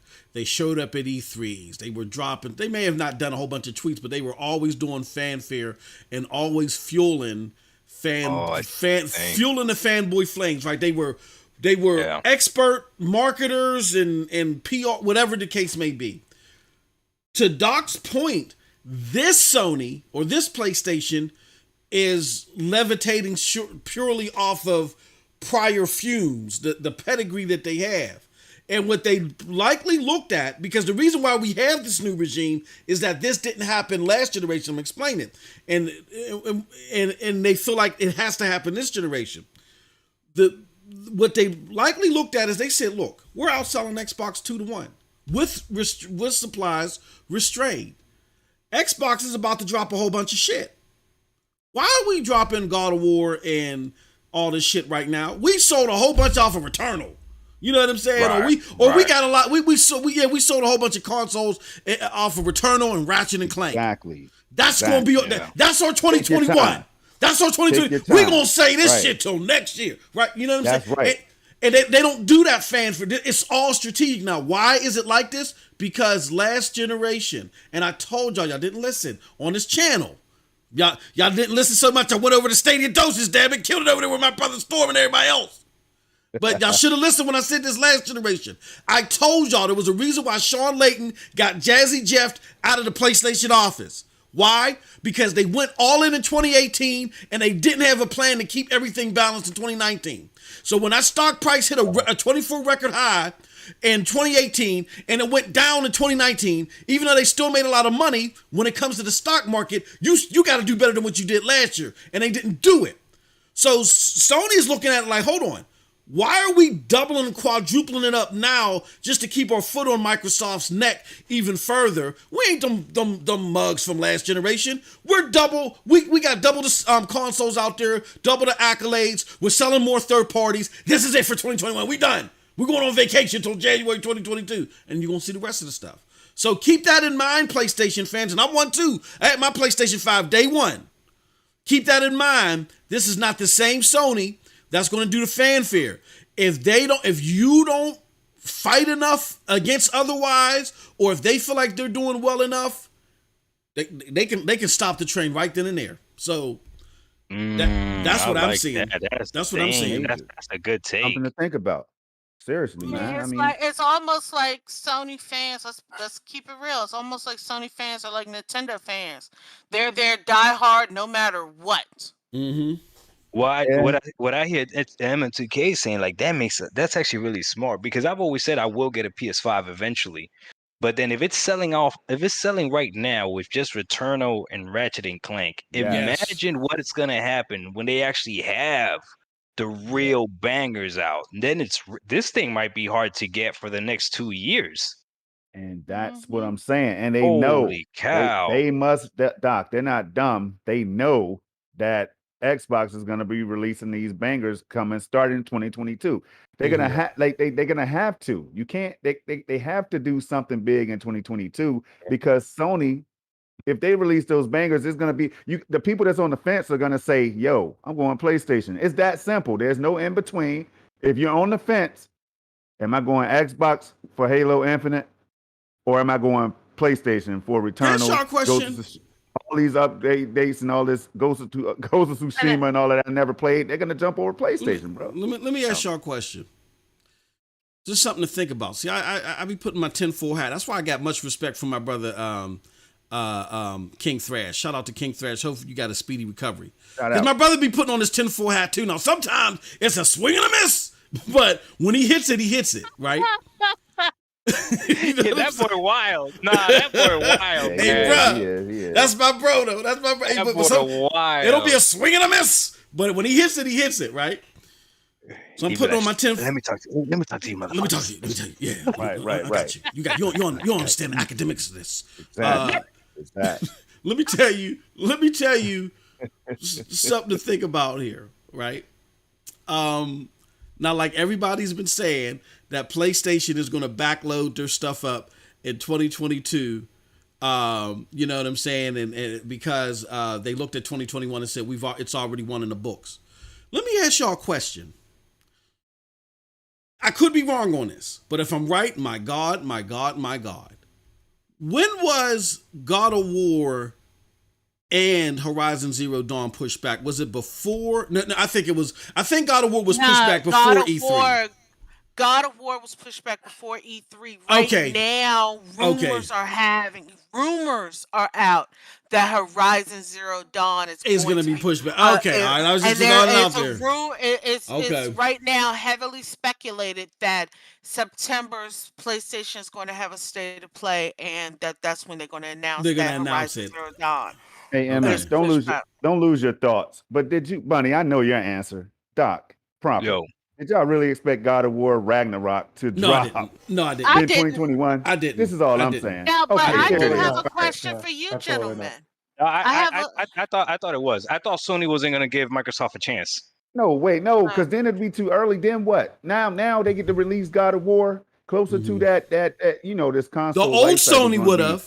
The old Sony would have. Yeah, that's true. But I have a question for you guys. Go ahead. So we already know God of War Ragnarok is getting pushed back to 2022. And it's a possibility that Horizon Forbidden West. Now, Storm, you made the very good point that Xbox is coming out with all these bangers in 2022, but we don't. But what's coming out in 2022 for them? Well, they haven't announced anything. They don't. Yeah, they don't need to. They're gonna trickle. We can assume that 2 or 3 of them are coming. 2 or 3 of those bands are coming. My thing is if they announce it next year, are they turning like Nintendo where they announce shit 2 months prior and then it comes out? Or do they have to build some momentum for this shit? Because if they announce it next year, then I'm not expecting it to come out to probably holiday 2022 or even 2023 if they're just announcing the new thing. They're going to have to start announcing stuff between now and January 1st for 2022 release. Now, see, this is what people keep forgetting about. You forget about the XGP, goddammit. You forgot, you got the XGP. See, you got bangers that's releasing, third party or not. You got Microsoft budget. They're gonna grab some of these AAA bangers. Hold on now. See, this is what people do. They forget about Game Pass. They sweep it under the carpet, act like it don't exist. Let them keep on building that Game Pass library. Get these AAA bangers. That'll hold them over. They know what they're doing. They know what they're doing. I'm not forgetting Game Pass. What I'm saying is for every console company maker, Nintendo, Sony, and Xbox want to bring new people into their ecosystem. Do you agree with that? Of course. Or do you not agree? Okay. You can't just bet on Game Pass, say, oh, it's coming out on Game Pass, and nobody knows jack shit about the game. You see what I mean? You have to build momentum with some games for people to get interest in That them. is true. Some games, yes. That's what I'm saying. I'm not saying that I'm not saying it in a bad way, but I'm just No. saying, don't they need to start building momentum to try to get those new people into that ecosystem? So if they start early in the year, they got enough time to release games in the summer all the way and have a banging fall and winter, right? They can have That's a what I'm banging quarter saying. four, right? They gotta start now up until like January, maybe even up until March. That's when they're going to start announcing these things to gain momentum and hype. I mean, because 9 times out of 10, these are new IPs. It's not like But you Halo. gotta understand that Forza Horizon 5, unless something tragic or drastic happens, it's gonna be coming out this year. So that's gonna This be year one or that next year? that should be this year. That should That's be what I'm this saying. year. So if that's coming out this year, right? Yeah. What are they countering Sony with next year? Those 22 is gonna be starting That those has bangers. that hasn't been announced yet, and we don't even have concept for yet. Well, that's what That's I'm what I'm saying. What saying. They have to announce that so people can start saying, "Oh, like some people are sitting here like, well, I want to play God of War Ragnarok. I need to get me a PS5." But if they have something to counter it, they might be like on the fence, like, "Dude, do I want to get Game Pass and get an Xbox, or do I want to get a PlayStation 5 and get God of War?" There's nothing to counter it. I tell you what, all they need to do is deliver Hellblade 2 next year and a couple Oh, others and keep on just You keep ain't Game Pass. lying. So check this out. Hellblade 2, I'ma be jumping over the fence for that one because I love the game. That's the y'all talking about Starfield and all that. I'm talking about Hellblade 2. Because I already know what Hellblade 1 did, Ninja Theory, what they did with that and what kind of awards and everything they got based off that game. That game is slept on by some, by a lot, actually. And it was a phenomenal title, man. Like I'm waiting on that one. That's gonna drop like draws and Hoping, jaws. You know what I'm I'm saying? hoping. I'm gonna be honest with you. I'm hoping to see some more gameplay of it. It's been kind of radio silent. I get what you're saying, but they're working on it. They told you. They came up and announced it at Yeah, I one don't of know. these shows. I think Hellblade might be 2023, but y'all bring up a good point. Y'all bring up a good point that Game Pass could be getting some more AAA bangers day and date. Like, you know, right. Outriders and MLB could have been a way to test the waters. That seemed successful from many levels. Don't count out Battlefield 6 and other games. I'm just giving you examples, man. Don't count these games out. Listen, man, don't count these games out, man. Don't count them out. I'm just saying, for example, MM2K, for example, games like a Battlefield 6 that are just land on Game Pass day one, and then, yo, I don't know, man. I don't know. I'm gonna leave it alone. I'm Stalker done 2, talking yes. Xbox for right now. Shout out to Victor. He pointed out Stalker 2. Stalker 2 looks good as hell. Stalker I want to 2, know what the hell amazing happened looking, to amazing what the hell looking. happened to the Crossfire single player campaign. Is that still coming out this year? Yeah. I don't know, but I saw it on the website. It's been gone radio silent. And Clayton, the game that Obsidian is working on is called Avowed. Yeah, I hold was on. so hyped for that game until I saw it was first person. Yeah, and they got games that we're forgetting about. I mean, so some of these games, it's safe to say they're going to land in 2022. That's all I'm saying. That's all I'm saying. Then you're going to have Game Pass. They're going to ramp up. See, Game Pass, their cash cow. That's what they're banking on. What they really want to do is put Game Pass in the cloud. You put Game Pass in the cloud and you reach more people that way. You get your infrastructure up and you compete with Stadia on the grander level. This is what you do if you Xbox now. I don't have to come out here and say it every show for people to put one and one together. They're setting the stage. If people can't see, I'm not going to get caught off guard, man. I'm just not going to get caught off guard. This is turning into an Xbox show. I'm Aminar. I love it. Hey, Aminar, give me your P.O. box, Aminar. I'm going to have to send you an application. We got to get somebody. We got to get a PlayStation guy on here. What the hell's going on? No, I'm just joking. He won't make it. He's going to keep talking Returnal. I mean, here's the thing, and everybody's saying some great games in the chat and everything. Elder Scrolls 6, we don't know nothing about. Oh yeah, I can't see that in 2022.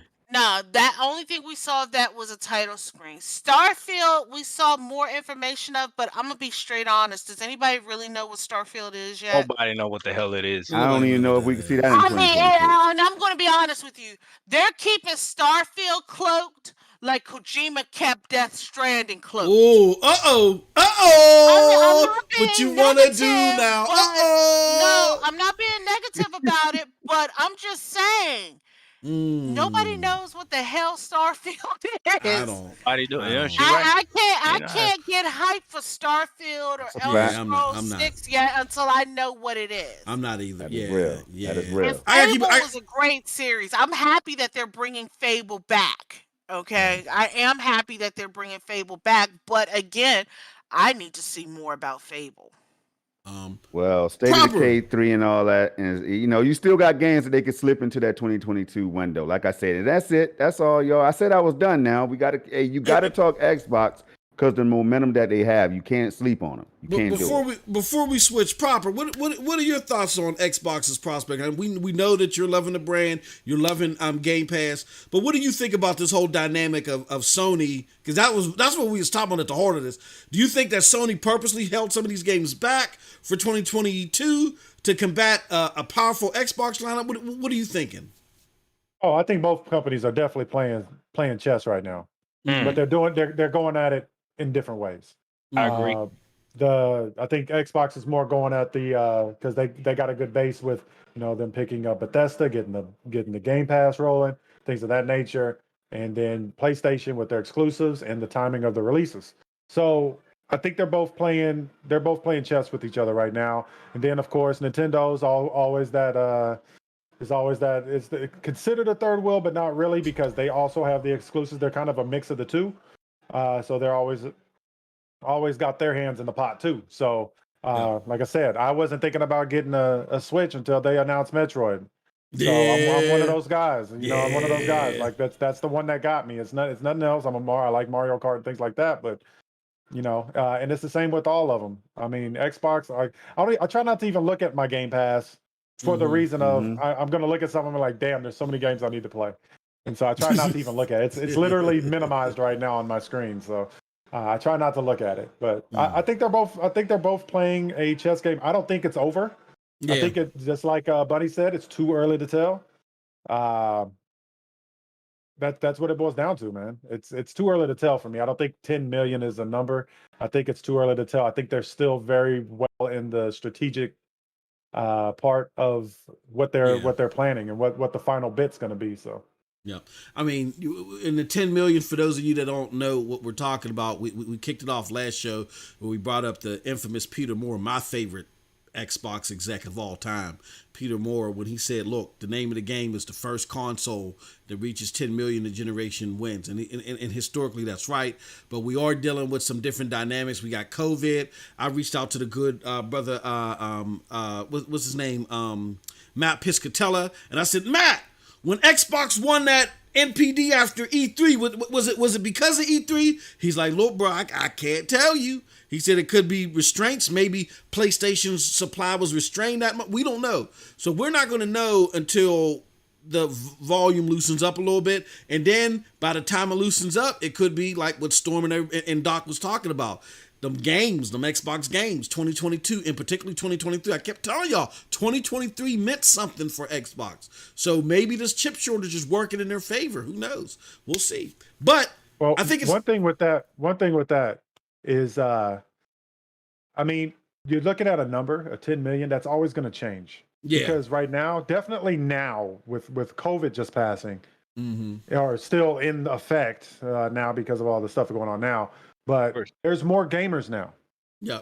Yeah. The numbers of gamers increased. Oh, that's a good point. That's a good point. Yeah, you gotta think about that because when they made that number back in the day, that was the gaming industry was one thing, but right now it's a whole like you got people who never gamed before that's gaming now. Yes, it's sir. more accessible, and that's even you could throw the cloud in there. There's a lot of people that game now that didn't game before. You got mobile people were gaming on their phones. I mean, you got people have been introduced to games now that weren't introduced before. So to put a hard figure of saying 10 million is you won the generation, that may have worked back in early 2000s, but right now we're in a different time. And more people are gaming now, so 10 million don't mean nothing, in my opinion. So, and if we want to add to that, the only thing I'm going to add to that is Microsoft is allowing you not to have to buy an Xbox. Yeah, right. They like the next 2 years. Yeah, you don't even have to buy one. Exactly. So the sales, people are, and here's the problem with the whole "we believe in generation" things. A lot of PlayStation fans, myself included, believed that you had to buy a PS5 to get the God of War Ragnarok, and now we know it's coming out on the PS4. You know what I mean? Microsoft was up front from the beginning. You do not need a Xbox Series S or X for the next 2 years. And if you got a PC, might as well just go ahead and upgrade that because we're putting Game Pass on there. That's right. So to compare who's winning the console wars based on console sales right now is actually kind of silly because that's not the game that Microsoft is playing. And I know PlayStation fans don't like that, but Microsoft changed the game. They're like, I bet you can have this one. That's big. And I can't disagree because that's the route they're paving, you know?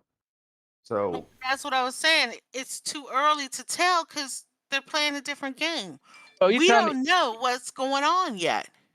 If Phil could put Game Pass on the PS5, he would. Let's be honest. Stadia. Or Switch. Yeah. If he could put Game Pass on Switch, yeah, he would. Come on, now, this dude's over. He would, yeah. He said it. But wouldn't that be smart as hell for Xbox as a brand, as a business? Of course. I'm putting mine everywhere. I don't believe in exclusivity anymore. You know what I'm saying? At that point, I'm done. Fucking forget it, exclusivity. It's over. If the Steam Deck could download Game Pass games, Gamer, oh my God. God. Capital G? Gamer with a capital G. You already know. Capital G. Can't the Steam Deck play Xbox Game Pass PC? Oh, hell yeah. See, that's what the thing. So there you go, dog. Don't start it up. Don't start it up. Don't start it up yet. I was like, wait a minute, can it play Game Pass PC?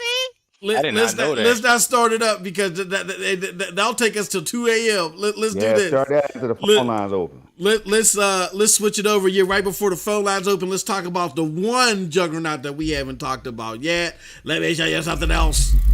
This is official. Nintendo Switch breaks 89 million units sold. Says even though the numbers were down year on year, but that's what all of them because of COVID, people going back to work, so the sales of the hardware went down from last year when everybody was buying everything. And it reads in part, launched in 2017, the Switch is inching closer to the 90 million sales milestone with 4.5 million units sold in 2021 fiscal year before June 30th.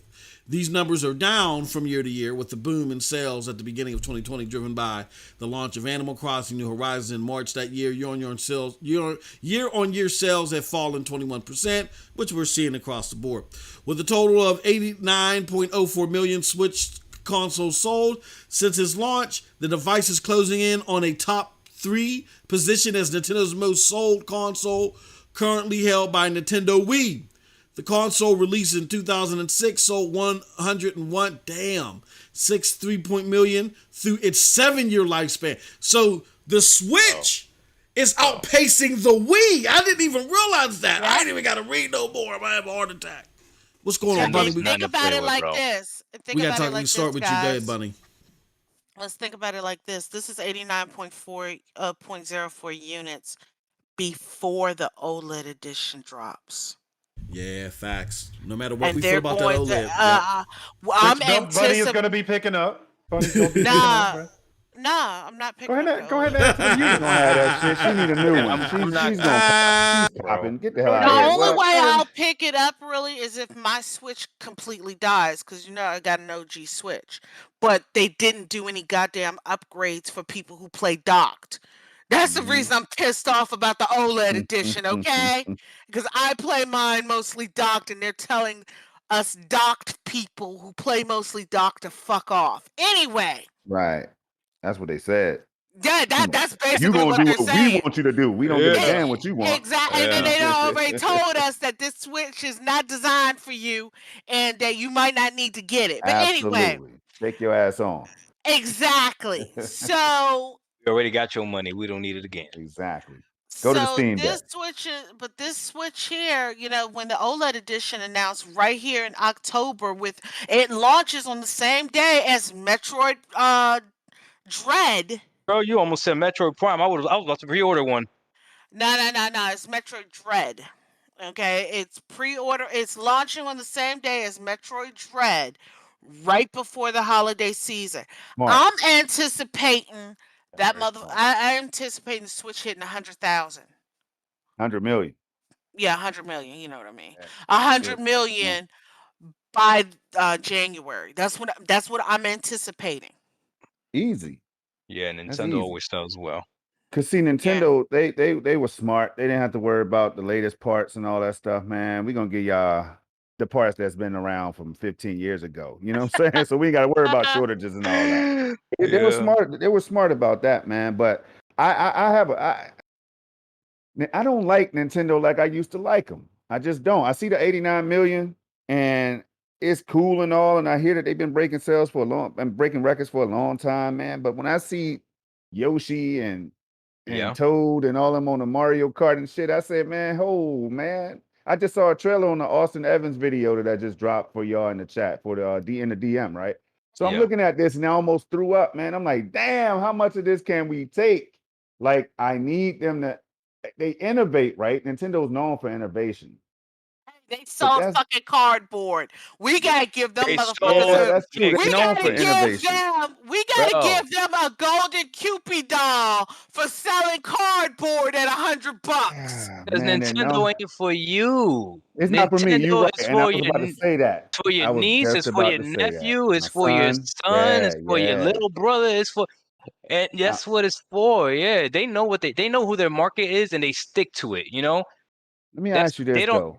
They don't try to do something that they not, and that's why Nintendo is who they are. Don't they understand that our kids don't have no damn job?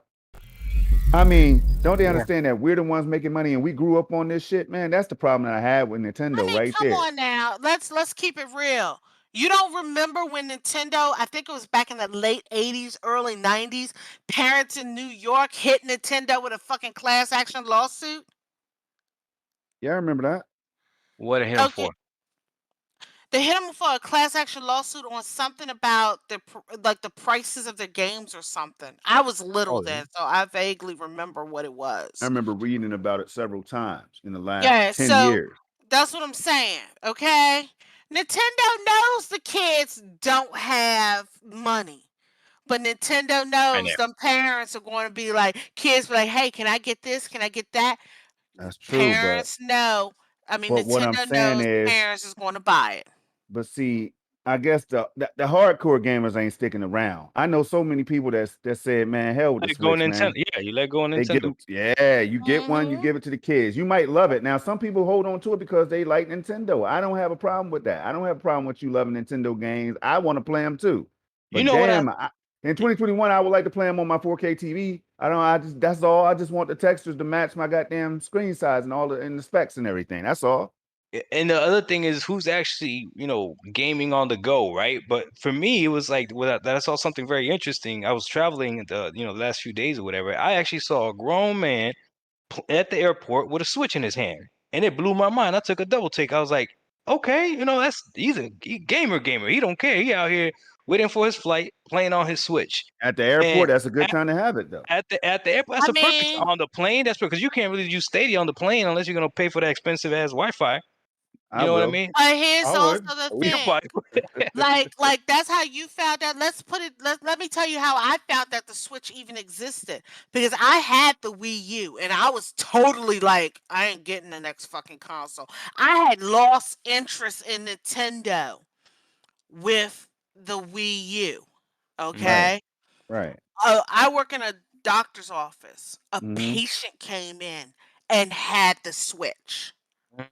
Playing while he was waiting on getting services in our office. And when he came back, he was sitting in a chair waiting on a doctor to come playing the Switch. And I was like, what is that? And he said, oh, this is the Nintendo Switch. That's how I even found out the Switch existed.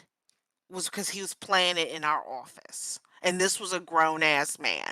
And he was telling me that he had one and he bought one for his daughter. Him and his daughter play together. Okay, this was back in June of 2017. Okay, so I started paying attention to it. The reason I got it was because they put Skyrim on it. What? I don't have to sit for 12 hours playing Skyrim on a TV? I can play while I'm sitting on lunch for an hour? You can say toilet. We won't. We won't judge. No, actually, We won't I judge. definitely would sit on. I sit on the. No, I would definitely use Stadia mine on the toilet. Yeah, I play Stadia on the but toilet. that's Damn what I'm right. saying. So, like, when you saw, that's how I even found out the Switch existed. So people do play them in the wild. It's just that it all depends on where you're at. Yeah, I see more kids usually playing with it, but yeah. No, Yeah, I mean, it is what it is. They're getting their money. That's all that matters to Oh, Nintendo. But I can't rock with them because And they don't care about Victor, me. and Victor said Nintendo needs to at least up their game with better specs. They can't last forever with Absolutely. hardware that's weaker than your phone. I never said that they didn't need to do that. Oh. But Nintendo knows that they don't have to do that to make the money. Not But yet. that's still not a good look. I mean, I know you know that, Bunny. You know, you don't I give mean, me a I pass. know it's not a good look, but let's get something straight. Nintendo is one of these companies that they'll put their shit out there for you and tell you to deal with it or don't deal with it. If you don't like it, you don't have to buy it, and they have told you that. And they get looked at as the superheroes and everybody at No, Microsoft no, and no, Sony as the no. villains They out here and shit. no, they get looked at as being a shit company. People No. fucking hate Nintendo. A Yeah. lot of people hate Nintendo, and a lot of people talk bad about Nintendo and call them a shit company because of their practices. They're not the only people who hail Nintendo in like a very good light are the die-hard fucking fanboys. Like, granted, I like Nintendo for some things, but you do hear me say shit about Nintendo and Yeah, negative you're shit right about about that. Nintendo. Right about Okay, that. but the diehard fanboys, I'm just they like fucking bow down to Nintendo and put Nintendo on a fucking pedestal like that bitch can never crash. I'm just like Proper. I am one IP away from buying a Switch OLED. They just gotta tell me the right IP. If they said Metroid Prime, a Metroid Prime was coming to freaking the Switch, Yeah. I'm buying it. I'm buying it. I'm Wait a buying it. If they minute. tell me a new Donkey Kong is coming to Yo, Nintendo Switch, I'm buying it. I'm buying it. If the new one sells, which it will, because it's gonna push OLED, just like Bunny said. When it sells, trust me, they gonna flip it back. They gonna either remaster or something those games. Prime, probably even a Super Metro. They're gonna remaster those. And here's the thing, Bunny. I'm sorry because I know I'm one of those fans that's messing it up for all the true Nintendo fans because I'm allowing them to take my money for BS. But a Metroid Prime trilogy remake on the Nintendo Switch OLED on the go while I'm pooping, I'm buying it. Right. You guys forget one thing. You guys have forgotten one thing, okay? There's two branches of Metroid. There's the 2D side scrollers. Yeah. That's why Metroid Dread is part 5. And then there's Metroid Prime. Yep. Metroid Prime is being made. But the company that was fucking up Metroid Prime, Nintendo snatched that shit from them, apologized to the fans, and gave it back to Retro Studios to make. When it comes out, I'll buy it. It got tore down to the base, and they had to rebuild that game from the base up. That's the reason we haven't seen anything else since, was it 2019 that they announced Metroid Prime 4? Or was it 2018 at E3? That's the reason we haven't seen anything from Metroid Prime, because they had to restart it completely. But the point I'm making is that that's just the IP that will get me to buy it. Nintendo has so many IPs that to somebody else it's a Mario, somebody else it's a Mario Kart, somebody else it's Smash Brothers, somebody else it's freaking Yoshi, somebody else is Zelda. So they just have so much in their back pocket and so much nostalgia that they ride on that it's just like, I don't know. They don't have to have the best and hardest specs because we're gonna be suckers for it and buy it. Yeah, well, not me. Not me. And Sean L made a very good point. As long as Nintendo keep pumping out Pokemon. Yeah. Oh my God, keep Pokemon! How did I forget Pokemon? Yeah. Look, I forgot that. Bro, they had grown people getting hit by cars trying to catch Pokemons on the phone. And falling off cliffs. And falling off cliffs and dying and shit. Yeah. But Nintendo didn't make Pokemon Go. But they profited. Yeah, because Yeah. Pokemon. Be honest. Pokemon is owned by the Pokemon Company, and there's three entities in the Pokemon Company: Nintendo, Game Freak, and a third company.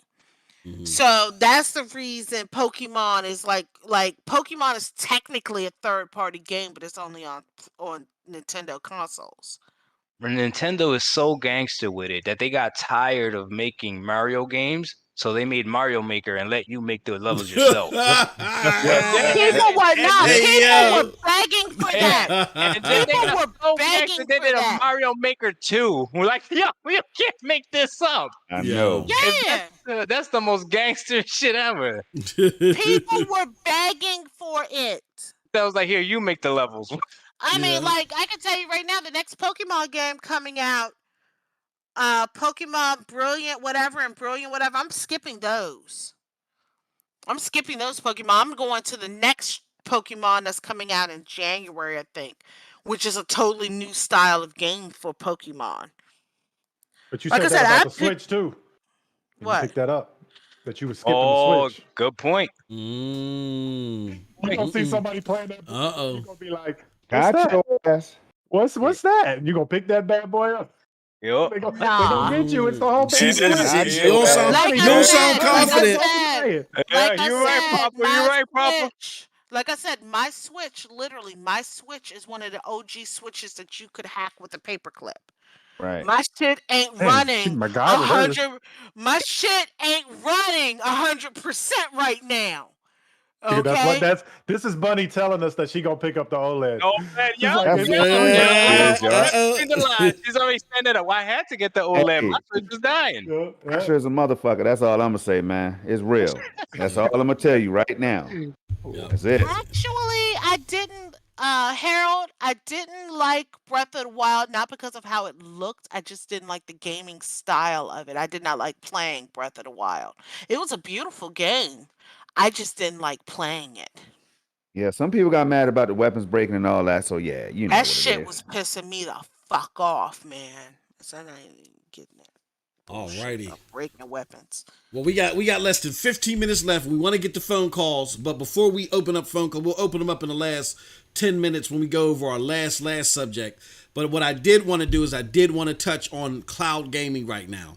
It's dying again. Let's do it. There was two particular stories. The first story, I'm here to make an announcement, y'all. Y'all may not have heard this before, or y'all may have heard this a billion times, but it's official now. I got the DOA papers. I heard from the coroner. Cyril Wett called me up and said it's official. Oh, man. When's the funeral?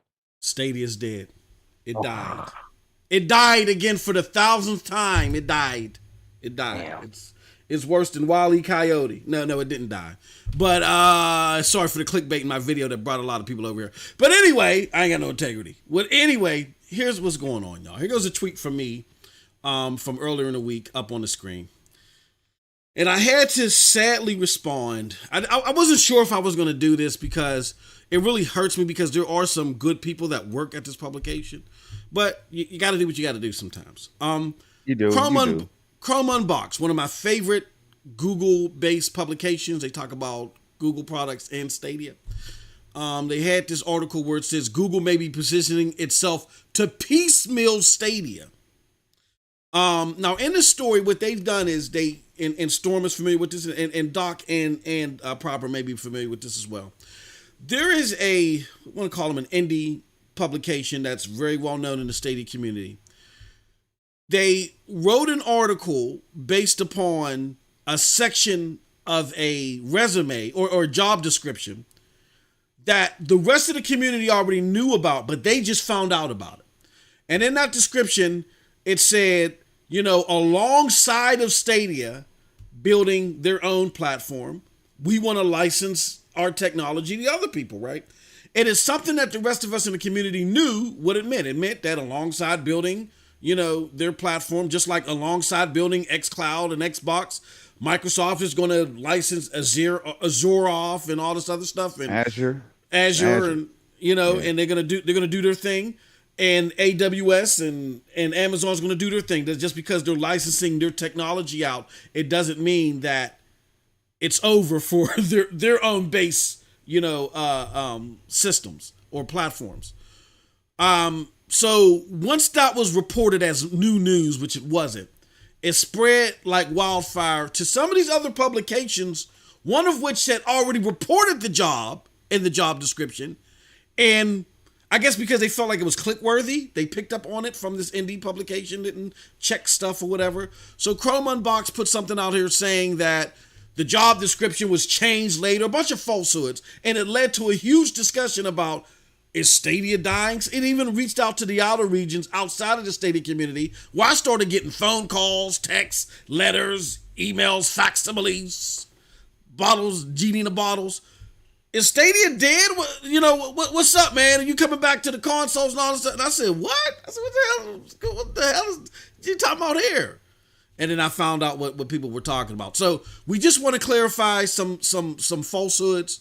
State no for the 1,000th time, Stadia hasn't died.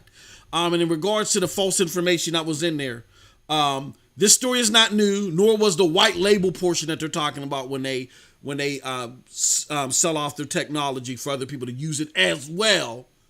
The white label portion added to the job description after the fact, that's false. Hopefully our good friends at Chrome Unbox will fix it, which they never did. See below. And it also leads to another tweet where our good friend, Sunny Cloud Gaming, shout out to his channel, 20,000 subscribers, huge Stadia channel. He hit it? 20, I think he's at 20,000. Yeah. He's definitely close. Yeah, I think he hit it already. 20,000 subscribers. Shout out to Sunny Cloud Gaming. We talked about this over a month ago, and I put a link to his channel out there. So with that said, before we open up phone lines, I just want to go to the panel, because whether you played Stadia or you love Stadia or not, the media keeps running with this narrative that Stadia is dead. Stadia died. Get it? I don't get it. Why does the media want Stadia dead so bad? I mean, like I said, this story came from an indie publication, and I'm not nothing against them, but they are who they are. Normally, if this was an Xbox story or a PlayStation story, it would have been vetted to high hell. They would have looked at it. They would have found this stuff out. They would have said, okay, well, let's go on to the next thing. But why do they want Stadia dead so bad that they don't properly vet stories like they would elsewhere? Who wants to pick up on this first? So I guess everybody is thinking I'm about to do it, so I'll do it. I was going to say I can. I was about to jump in there. I was just going to leave it real short and let y'all have the floor, man. I'll say this to all the people who think that Stadia is dying, who thought that it was dead, or who, whatever the case was. As long as Amazon and Microsoft is in this cloud game, you can bet your ass that Stadia ain't dying. Now that, I said, what's today's date? August 5th? Hold on. Mm-hmm. I said that shit at August 5th, 9:57 p.m. on the Commission podcast. As long as Microsoft and Amazon is in this cloud space and Netflix is getting into it, Stadia ain't going no damn where. So y'all keep on wishing. You can keep on being confused and all that stuff if you want to. But think about what makes sense. I'll pass it to whoever wants it. I'll keep it even shorter than that. Okay? The reason media is treating Stadia the way they're treating them is because, we already know there's bias. They want Stadia to fail. They never want Stadia to succeed. Okay? They were saying it was going to fail since the very beginning, and they're trying to push that narrative. Mm-hmm. Okay? You understand what I mean? Like, just like how people were saying the Switch was going to fail when the Switch first came out. Okay? They're just pushing the narrative that they want. All these companies want us to believe certain things, so they stay it. They do these things so we can believe these things. They try to talk it into fruition. Yeah. Mm-hmm. Exactly, and that's all they're doing. Anybody else got any thoughts on that? Well, and what Sean L said is funny. Yeah, I can add to it just based on what you said leading into the question. That, I mean, basically people click on it because more people are vested right now into Stadia, crashing and burning than PlayStation or Xbox or anything like that. That's why they vet it. Right now, Stadia is still taboo. It's new. People don't understand it.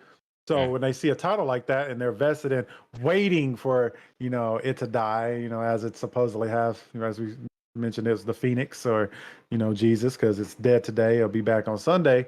But you literally hit the nail on the head when you asked the question. Like, people would vet it, but when it comes down to Stadia, they're going to read it. They're going to click on it. Post a title that Stadia something with Stadia, and the people who have doubted Stadia, which is a lot of people, they're waiting to read that confirming article that Stadia's gone. Yes. So that's going to get way more clicks than somebody who posts an article about PlayStation or Xbox or something of that nature. So that's my thought on it. Now, before Doc goes, man, think about this, y'all. Stadia is already in the homes, and I want y'all to think about this real quickly, right? Stadia is already in more homes than the Switch, PS5, Series X, Xbox One X, all the other Xboxes combined. Think about that for a minute. It's already in those places, in people's homes. That many devices, it's on that many devices, not that many homes, but that many devices. Like, yo. Can you really see Stadia dying just like that? Come on, man. But go ahead, Doc. Whoever want to get it. My thing is like the reason I didn't want to answer first is because honestly I don't understand the hate. I don't get I okay, bias, I get it, but like why bias against Stadia? And the problem is everyone talks about like everything that I see when people talk negative about Stadia is about internet and data caps and some places don't have internet and everything like that. And my question is, do we think that the internet is gonna get better or worse? It's so my thing is if Stadia was gonna die, it should have died already. Internet's only gonna get better. So so I don't all there's facts. that's what I'm saying. So I don't understand why people are like, this is not viable. This is blah blah. Not everyone has great internet, data caps, all this other stuff. I remember when we had minutes that you would pay for on your cell phone, when you had certain limited text messages. Now, if all of that's unlimited, you don't think the internet's gonna get better? To me, it just doesn't make sense when people argue about Stadia dying. The one thing, if Stadia does die, and I've said this from the beginning, and I remember MM2K and Storm, when you guys introduced me to this, I was actually extremely upset with Google. It's their marketing. I still don't think their marketing is right. So everything you just said, Storm, I feel like Stadia has to find a compelling way to say that. Like, you already have Stadia. You already have Stadia. If you got a Gmail account, you already have Stadia. You have a screen, literally almost a screen of any type. You already have Stadia. So how is it gonna fail? Like, the system and the platform is free. Shout out to Cowboy, because I was on a chat with him and I was telling him how the $10 a month for Pro for Stadia is dumb because the games that they're giving are horrible, right? And his counter argument was perfect. He was like, well, the good thing is that you don't need Pro to play Stadia.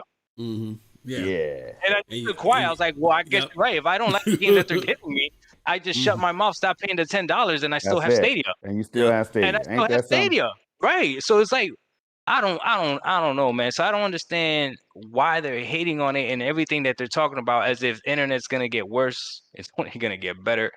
And then here's the big cap. We're acting like you could play these consoles off the internet. Like, come on now.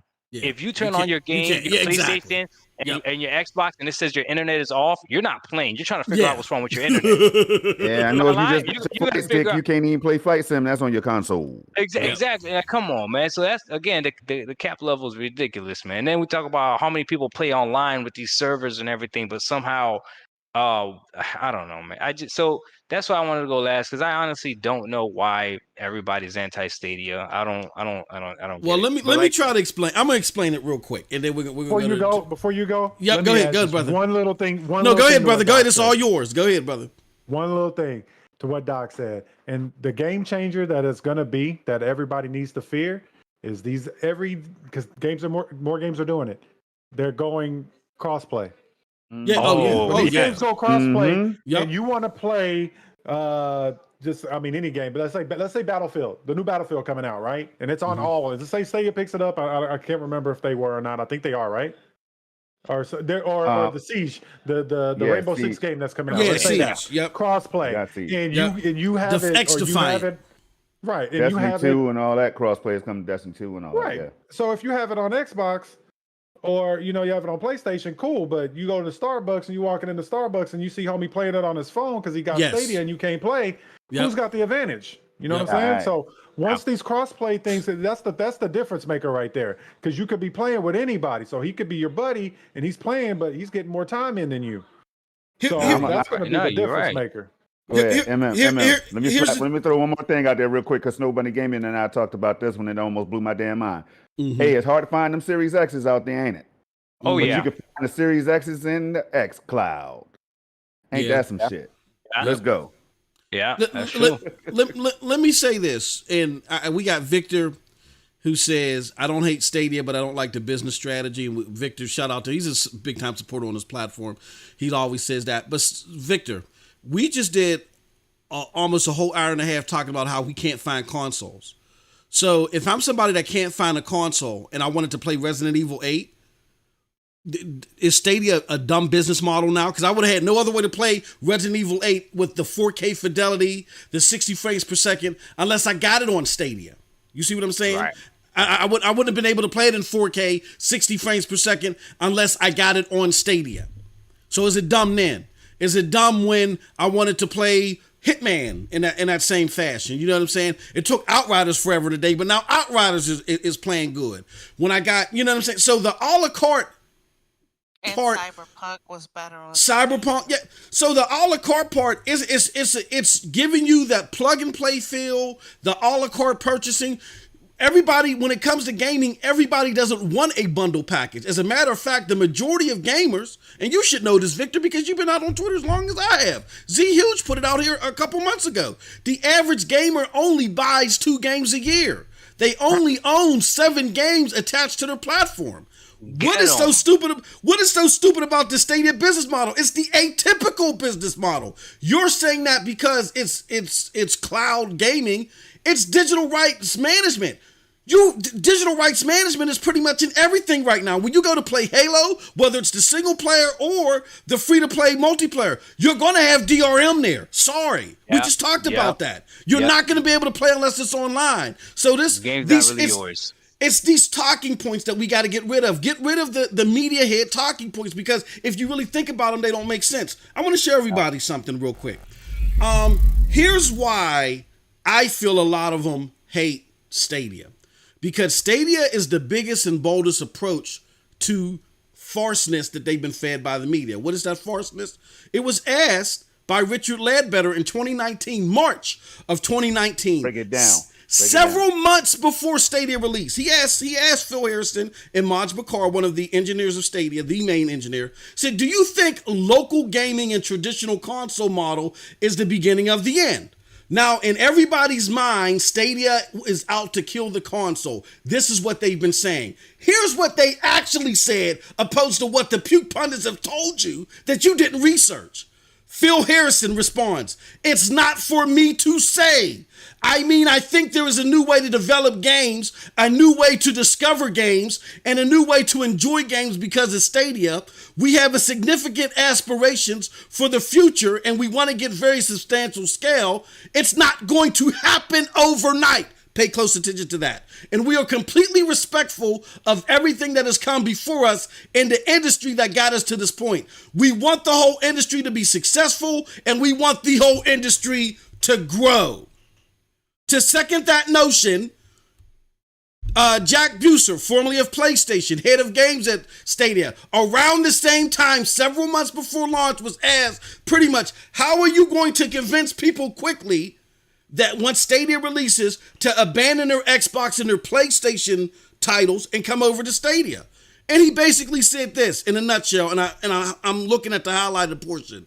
The same device you are using now certainly has better and more rich game experience. You're talking about your console, your PC, whatever, opposed to Stadia. That will take time to play out, where Stadia actually has all the games, has the fidelity, the ray tracing, all the stuff that you're looking for, and the perks that come with cloud gaming that makes it a clear winner. And he says that will have to play out. And gamers will have to realize, oh my gosh, Stadia has improved so much from years ago. I can't believe I'm still using the same screen. What they're saying there is that when Stadia launched, its purpose was not A, to destroy games, and B, to take over the main stage overnight. That wasn't the purpose.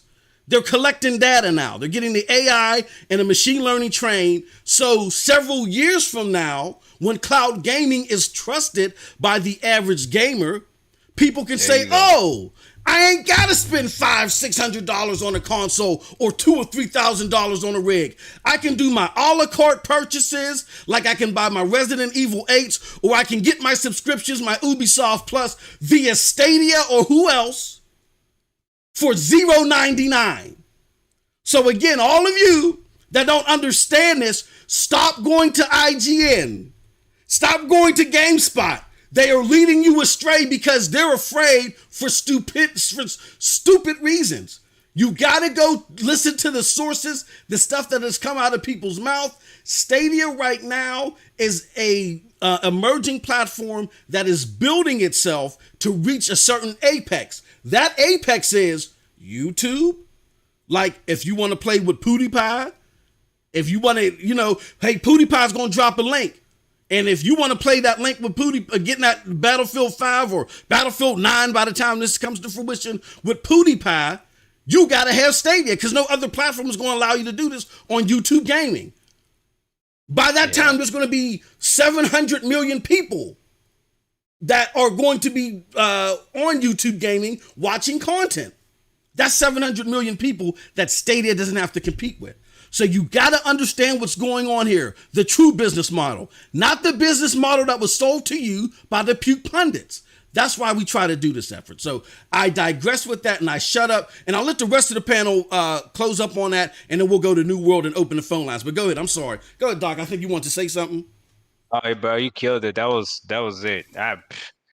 What you said is everything 100%. It just doesn't make sense to me. I just don't get it. And I think in the end, a lot of people are going to look dumb. The one thing I will say, though, with Stadia specifically, there's a difference between Stadia and the cloud.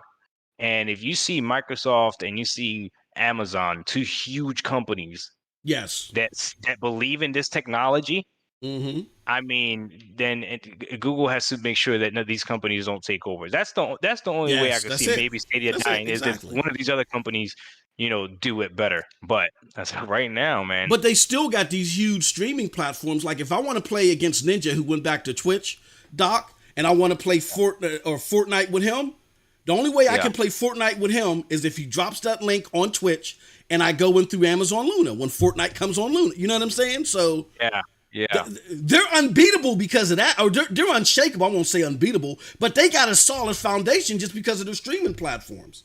So this whole thing that Luna's going to die, cloud gaming is going to die, it's fool's gold. And y'all got to stop listening to these fool articles. They make y'all look silly. That's why we sit there and laugh at y'all at the end of the day, because y'all can't see past the first 5 minutes of now. But with that said, I'm going to tell you right now, these smart TVs are killing these Fire Sticks and these Rokus and shit, right? Because if you get a smart TV, Netflix and Hulu and it's already installed into the TV, right?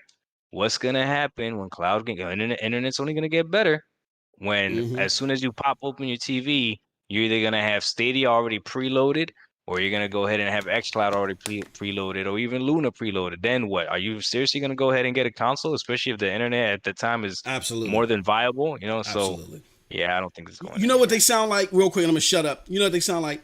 They sound like the same people who 8 years ago. What about the devs? What about the devs? Xbox sucks. They're horrible. Why does Xbox suck? Because of DRM.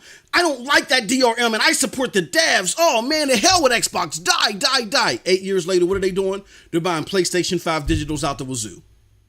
Yeah. That's sold out, too. That's DRM. You can't even find one. Those are the same people 8 years ago, Doc, that said, oh, no, we support. So, again, y'all are crying in an uproar and going crazy right now when 8 years from now, y'all will be playing all over the cloud and all the silly stuff that y'all said about Stadia and whoever is it's going to be vaporware. So stop the foolery now. Do yourself a favor. You're not doing me a favor because I know Stadia, Luna, and the likes aren't going anywhere. Do yourself a favor. Stop the foolery now. Get educated. You know what I'm saying? Grab you up a nice PBJ sandwich. Go look on the real websites for this stuff and get educated and learn something. That's all. Any other thoughts before we open up? And the only thing I was going to say about this is these same articles that's shitting on Stadia are also the ones praising Luna and Xcloud. Thank you. You got to think about it Oh, like that's this. facts too. That's You true. got to think about it like this, y'all. If they're shitting on one cloud service because of all these things, all the cloud services are basically run the same way. Am I correct in saying that? Where you far as don't what? have to have you don't have to have hardware. Yeah, they run off that same mantra. Yeah, they all run off the same mantra. Right. If they're saying one mantra is bad and the other two mantras are good, you got to sit here and scratch your head and think, why are they saying Stadia is so bad when the other two follow the same mantras? It's a And the process Stadia of technology is elimination. way better. Yeah. That's why It's I a don't get it. process of elimination. Bunny, you hit it right on the head. We're going to go after the biggest and boldest approach first. We're going to say we love Luna and Xcloud, but once we get rid of Stadia, then we're coming after them next. It's a process of elimination. Exactly. So that's something people got to think about also. I mean, it's like you go into a 7-Eleven to buy a Twix, and then you go into Giants and buy a Twix, and then people were telling you, well, the Twix at Giants are better than the Twix at 7-Eleven. It's the same fucking thing. What makes it better on one or the other? So that's Absolutely. something you guys got to think about also. When you're reading all these articles, think about what else they're saying besides that. You got to read between the lines. Because, like I said, if they're saying Luna is the greatest thing ever, but then saying Stadia is the worst thing ever, something's wrong there. Yeah. All right, let's do this, people. We're going to open up the phone lines. All right. And if you want to call in, dial into, I'm going to put phone line right here. Phone lines 724-739-3612. We know we got our good friend Ace from CGX. He wants to call in, and he has some thoughts that he wants to share with the panel. But go ahead, if you want to call in, if you want to talk to the commission crew, we're going over for y'all. We'll take a couple of phone calls because we're already over. 724-739-3612. Give us a call. Let's share your thoughts. 724-739-3612 is the number. All right. Until we get a phone call, let's do this. Let's talk about the last and final. And I hope that makes sense to everybody, as far as, because I saw in the chat, it's a waiting game. Yeah, it kind of is. I mean, the early adopters, people like Storm, myself, Proper, and Doc, we see value out of Stadia where maybe the average gamer wouldn't see value out of it yet. Maybe some of y'all would. Y'all should try this and listen to these stupid articles. But we know that the average gamer isn't going to see value out of it just yet. And Stadia knows that, as you saw in the stuff that I just shared with you. But they have to build the AI and machine learning in order to get to that point. And the only way you build it is by having people playing the platform. That's why Xcloud is out now. Even though the Series X server blades are active, you ain't getting Series X servers blade output right. No, they got to build the AI and the machine learning to get to that point because they got to balance the bandwidth, the codec. There's a whole bunch of stuff that you've never been told about this stuff. So yes, it is sort of a waiting game for those that want everything, want a big bang. But if you're willing to try out the tech now and see if it'll do you any good, try it out. Just go to stadia.com. Go to stadia.com. You can play, just free to play games right now, and you can see if you like the tech or if you like what it presents. There's a lot of stuff going on, so just don't listen to the puke pundits. All right, let's go to New World. Talk about New World. New World has been pushed back. Speaking of cloud gaming, Amazon's new MMO delayed for the fourth time, but this time just by 1 month. Proper, we'll let you lead off on this one. We know you had a lot of fun playing this game, but again, this is the fourth time it's been delayed. I mean, is this signs of trouble, or do you think that this time it made sense? What are your thoughts? In my opinion, I think it did make sense. I think this is my opinion. I played a pretty good amount of New World. I didn't play it like a lot of streamers did. I've seen people put a lot of hours into it. But I played enough that it didn't spoil. But I think they didn't put the things in it that would have spoiled it. But what people don't realize is if you've actually played the game, they only gave you access to a very minimal piece of the map. People don't realize that. There is a lot of map left that people didn't get to play on. So they did tons and tons of updates. We know that while we were playing because there's multiple times, oh, we're going to shut the server down at this time and you will not get to play for 3 hours. We've had to go through that. So they had to do that. They were doing multiple updates. Now, mind you, they're doing it on the areas that we're on because it's a beta. So I think they saw and learned a lot of things. I think they have a product that they're happy with. They're just needing to fine tune it. And it's better because I was there in the last beta when they basically extended the game a whole year. So for them to extend it a month, that to me is telling me they know what they want to do this time. They know what they got a product that they're happy with. And the streamers that I've watched play it, everybody was pretty much happy with it. They just said there was some fine tuning that needed to be done. That's probably what they're doing. And they have a lot of stuff to add because they didn't give us everything. A lot of people may think, oh, well, they need to add this. No, they didn't give us everything at all. Like, I don't even think they were even close. They gave us stuff to sample, and that was it. We got a taste of what the game is going to be like. And so for them to extend it out, I just think it was mostly just because of the fact that they got the information they need, but what they need, they're going to need a little bit more time. And I'd rather them take that time than release it this month and it not be polished. So I think it's a good thing. That's just me personally. Any other thoughts on New World being delayed? Is this a good thing? Is it a bad thing? Does it show incompetence on Amazon? Is it or is it necessary? Anybody played it? Any other thoughts on it? No, go ahead, Bunny. You can go first.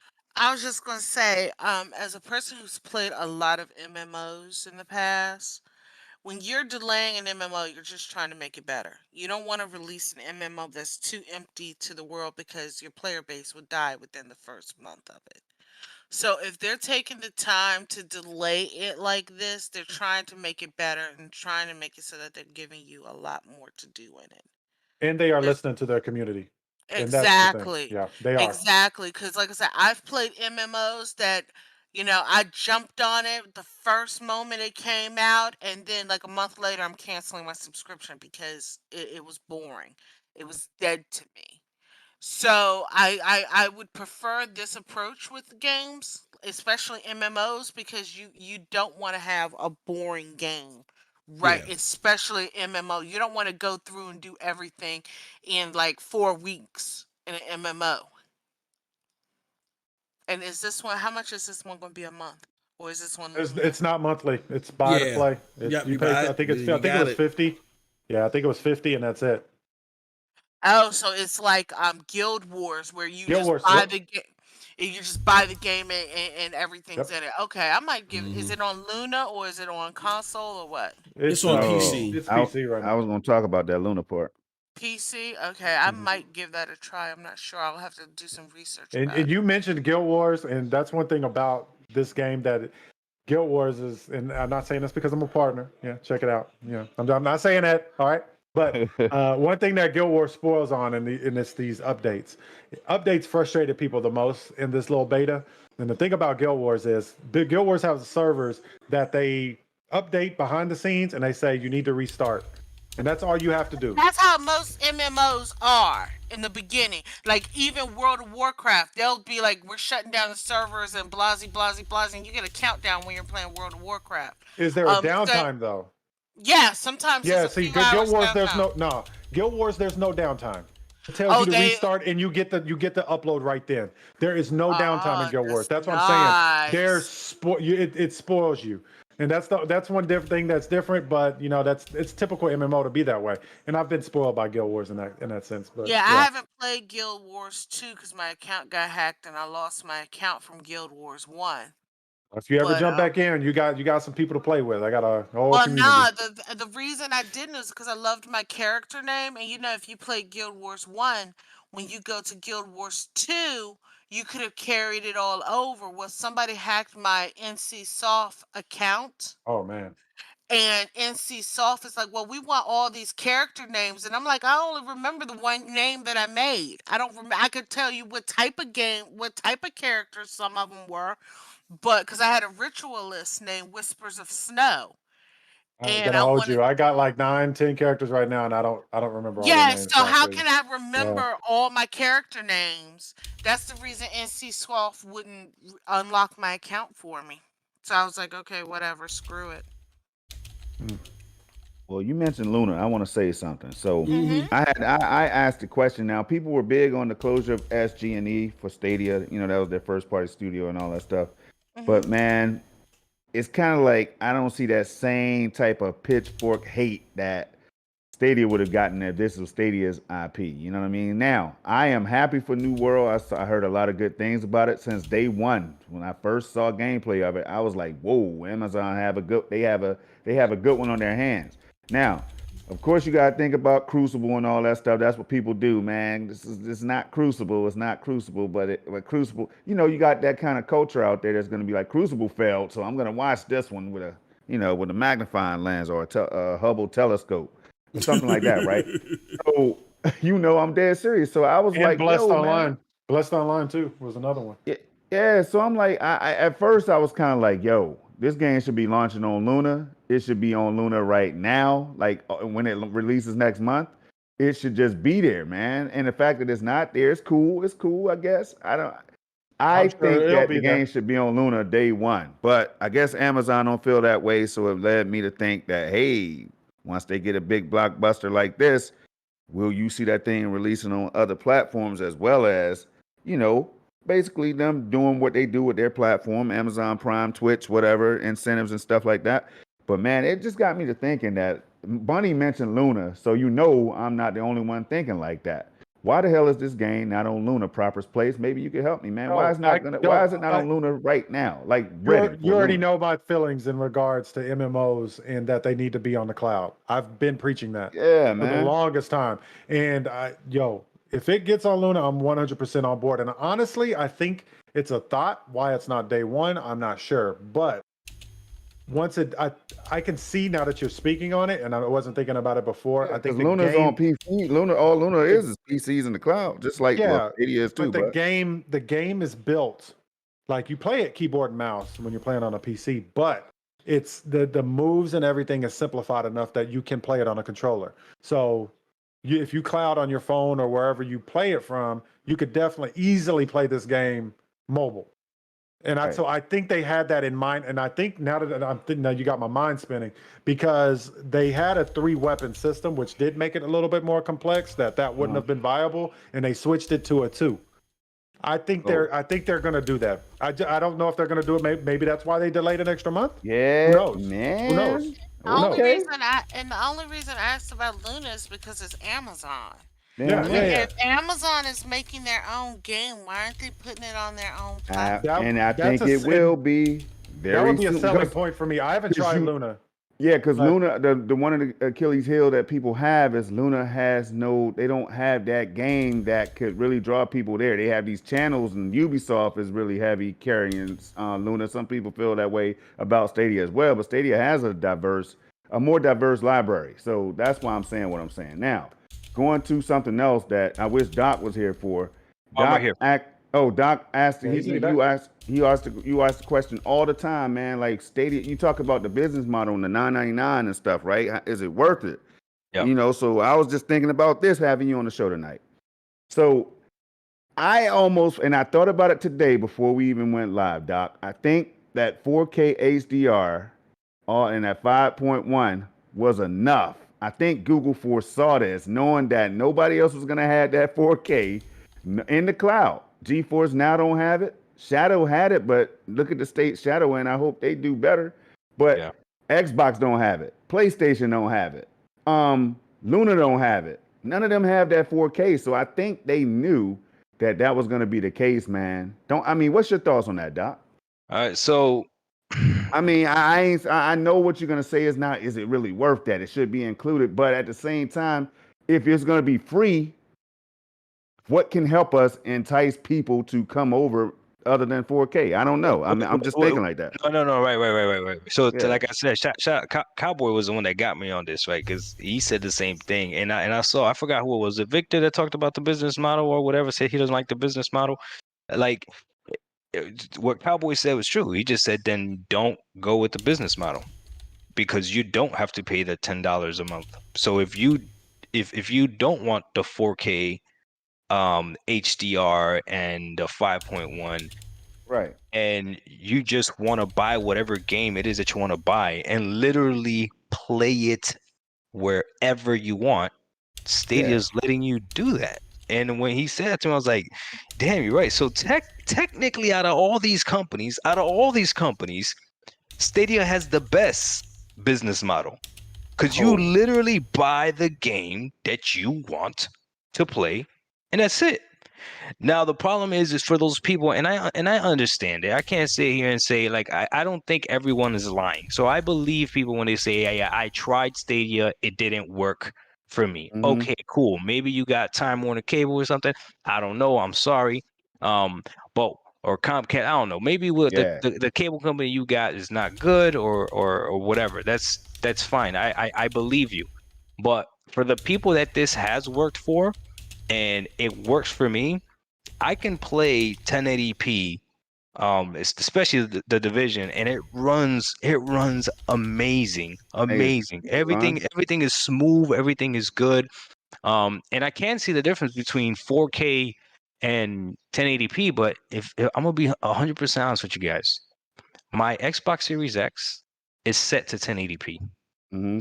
My PS4 Pro, I got it set to 1080p. Because for me, 4K 120 frames per second. Exactly. I'm gonna pick the frames regardless, right? So even when I was playing Watch Dogs 2 on Stadia, even though I had Stadia Pro at the time, I still picked the high frames versus the high resolution when I was playing it. When I played Watch Dogs, the first one and Watch Dogs 2, and I mean, it just, I don't know, man. I don't understand. I don't understand why it gets the hate that it gets, but the problem is that narrative that gets, and again, I fell into it when I thought about the subscription part of it. When I'm comparing it to PS Now and I'm comparing it to Xbox Game Pass, for $5 more, I'm getting way more with Xbox Game Pass. But the problem is that I didn't realize is that Xbox Game Pass, for me to really enjoy it, I need to buy that $500 console. Mm-hmm. You know what I mean? Yeah. That's the difference. With Stadia, I didn't even need to do that. MM2K or that PC, or that PC. I started playing Stadia before I even got my thing. As soon as he was like, "Yo, try it," I couldn't even wait. And then you know where it gets real crazy? You know that custom controller that I made? Yep. That's dope, right? That's dope. Stadia lets me use it. You know what's dope? I only use my Series X controller when I play on my desktop PC. Oh, that's crazy though. Same here. You know what I'm saying? I got an Elite controller. So they'll let you play with whatever controller you want on whatever device you want on whatever TV you want. But it's ridiculous. I got a Chromecast Ultra on a TV upstairs and a TV down here, and then which I don't even need, but I just got it because I was like, yeah, this makes sense to me. I'll go upstairs, I'll switch games quick, and I don't know, man. I just understand. But if they were to make the $10 a month more to compete more with like PS Now and Game Pass as far as the games, because I'll tell you right now, man, I'm not gonna lie. When I saw the games that were coming out last thing for free, it was some game called like Moonlighter or something like that, and I'm like, what the hell? What are we doing? You know what I'm saying? Like, nah, we can't be doing that, right? So I'm looking at my library right now. So Jedi Fallen Order, okay, that's a dope game, right? Would that be considered AAA? Probably, right? But then I see a game like Pikiniku. What the hell is that? Yeah, I know. I always. And then Street Power Football, you know, and I'm like, come on, man. Doc, there's more gamers than just me and you, man. That's the thing. Moonlighter, I think, is on the Switch. I think it's a side-scrolling game. That's it's pretty decent. Yeah, it's decent though. But Doc, it's a roguelite. It's the selling point, not a roguelite. The selling point, though, y'all, Bunny and Doc and Proper Man, is that Stadia has these sales And if they could take pride in these sales, they could be the next Steam in the cloud or something. If when they build that library up, because of the amount of sales they have and the ease of use, you know what I'm saying? The ease of use that you could just jump into these games. Now, look, real quick, forget all right, the new business model, that's cool and all that. But here's the real thing. Doc, you just made a new game. It's dope as hell, man. Right? It's dope as hell, y'all.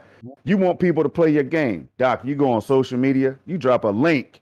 You got 1,000 followers or whatever, Doc. Yes, right there. Hey, YouTube Gaming has 1.8 million. We just learned this, right? That's just YouTube Gaming, one of their channels or whatever. And it's on social media, on Twitter alone, right?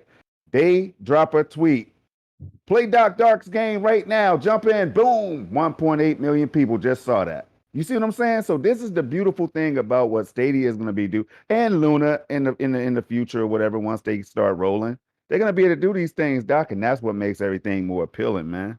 Yeah, I'm looking at Victor's comment, and that is something that pertains. I'm being honest with you, Victor. I don't know how old you are, but that pertains to the older generation, man. Yes. The older generation, we're the ones that really care about owning games. Trust me, my son could care less whether or not he actually owns the game. I'm telling you right now, he doesn't care.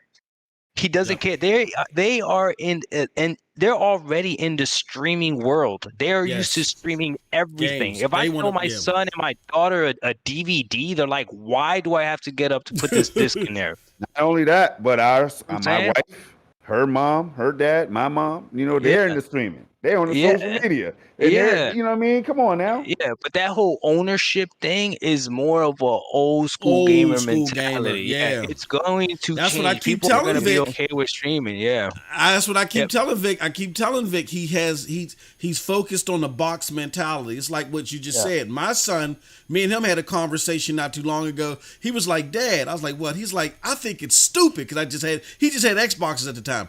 I think it's stupid that I can't play Uncharted on my Xbox. And I'm like, what? And to me, I did a double take. I was about to slap the hell out of him. Like, what are you talking about? It's a PlayStation exclusive. Not allowed. Yeah, that's not allowed. Yeah. Then I had to think about it. I had to let it soak. Everywhere we go, he's on that phone. He's on that tablet. And this new generation that's 14, 15 years old, now they're going to be 21, 22 7 years from now where cloud gaming is banging. And they're not going to give a shit about a box. And that's what people like Victor, God bless him, that's my bro, but Victor got to get out of that. He think everybody going to be sitting in his drawers like us, picking our navel and playing in front of a box in our man cave. These new kids, no, they don't believe in exclusives. They don't believe in console war. They just want to play wherever their heads lay, period. You gotta get used to it. I'll say this for Victor. I'll say it, but here's the thing, right? Like, Victor, I get you, I understand you, because I felt the same way about digital games for a while until I got Game Pass, and now like I really don't care, right? Facts. But here's the thing: if you want to go outside and run with a Walkman, my man, ain't nobody gonna arrest you. Get your Sony Walkman, put your CD disc in there, and go ahead and do it. It's allowed. Nobody's gonna arrest you. Nobody's gonna do nothing. But most of us have already transitioned over where I'm gonna use my Apple Play, Apple Music, and I'm gonna stream the music that I'm playing. You know what I'm saying? Like me, I'm streaming in 5G. Exactly. And you know what? I'll be honest with you, Victor. There is sacrifices, because sometimes I have gone to, gyms and different places or whatever where the reception wasn't the greatest, right? So it suffered. My music maybe stuttered or whatever. I'm like, man, that sucks. I wish at this moment I had a Sony Walkman with the non-skippable, because you know which one I had. I had the good one with the non-skip. Yes. You know what I'm saying? Yeah, but it's just for those few and far between, and that's the problem with this whole fear with this cloud. People are like, what happens if your internet goes down? Man, if your internet goes down, you on the phone cursing somebody out. Why is my internet down? Yes. You know what I mean? And Doc, that's part of the reason why I think Stadia, which a lot of people think is foolish. I talked to Ace of Cloud Gaming. He thinks that they're not confident in the product. That's not it. I can tell you, being in the Fortune 500 world, they look at all these articles and they're sitting there saying, anytime we say something good, look at what just happened. They put out they did a keynote where they said they're doubling down. We're adding all this money. We're gonna have all these devs doing all this stuff. We're gonna allow DirectX 11 and 12 or whatever be easily compatible to Linux. All this great stuff, and they put out a hiring resume or a job description to let you know that they're adding more people and they turn it into a negative. Stadia's like, we can't win to lose. Well, we can't lose to win. You know what I'm saying? Like we're going to keep everything on a hush.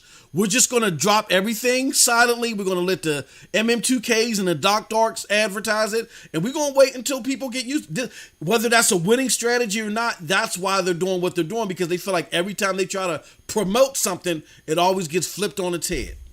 Look, here's two things. There is in people's homes. They said that. We know now. Doc just said, imagine being able to have the stuff on your TV. They already do have it in some TV models. And I have an LG C1. I got to remind y'all, 65-inch LG C1 OLED, and it has Netflix, Apple TV, Disney Plus, all that right on the box, right? YouTube, just like Doc was talking about. But Stadia is going to be able to roll right into this TV. So, Xcloud and Luna and all that stuff could be coming to these devices later on. So the cloud ain't going nowhere. Here's the thing, though, Bunny. I'm going to try to get my best Snobunni gaming quote right here. Well, not a quote, but I'm going to paraphrase a little bit.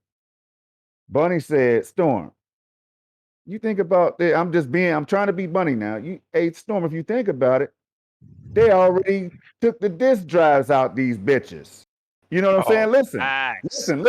Now, Vic, this is what they think about you and me and everybody else that I once cared about disk drives. I hung Halo Combat Evolved on my wall in my apartment. I retired that shit. I broke it so that I could stop playing it, man, and I hung it on a push pin or some shit on my wall so that I'll never play it again, right? That used to be me, disc, man. I cared about all that stuff, right? Now, they're taking disk drives out of these consoles, man. They're setting the stage up for this digital and this cloud thing, man. Whether we like it or not, they're gonna force a lot of people to make a choice, man. And that's the way it's gonna go. Yeah. They're gonna say you play your games this way, or you don't have to play them at all. That's it. Yeah. You're gonna decide life without gaming is what. That's it. Yeah. That's true. It ain't about us no more, man. It's not, man. It was never really about us. It was always about the bottom dollar. Well, no, what I'm saying is they know the older generation, eventually we get smarter with money, so we spend less. The young generation the thing is, you got to think about it like this also, The older generation, you know how the older generation is getting moved into this digital age easier? Outside of gaming, right?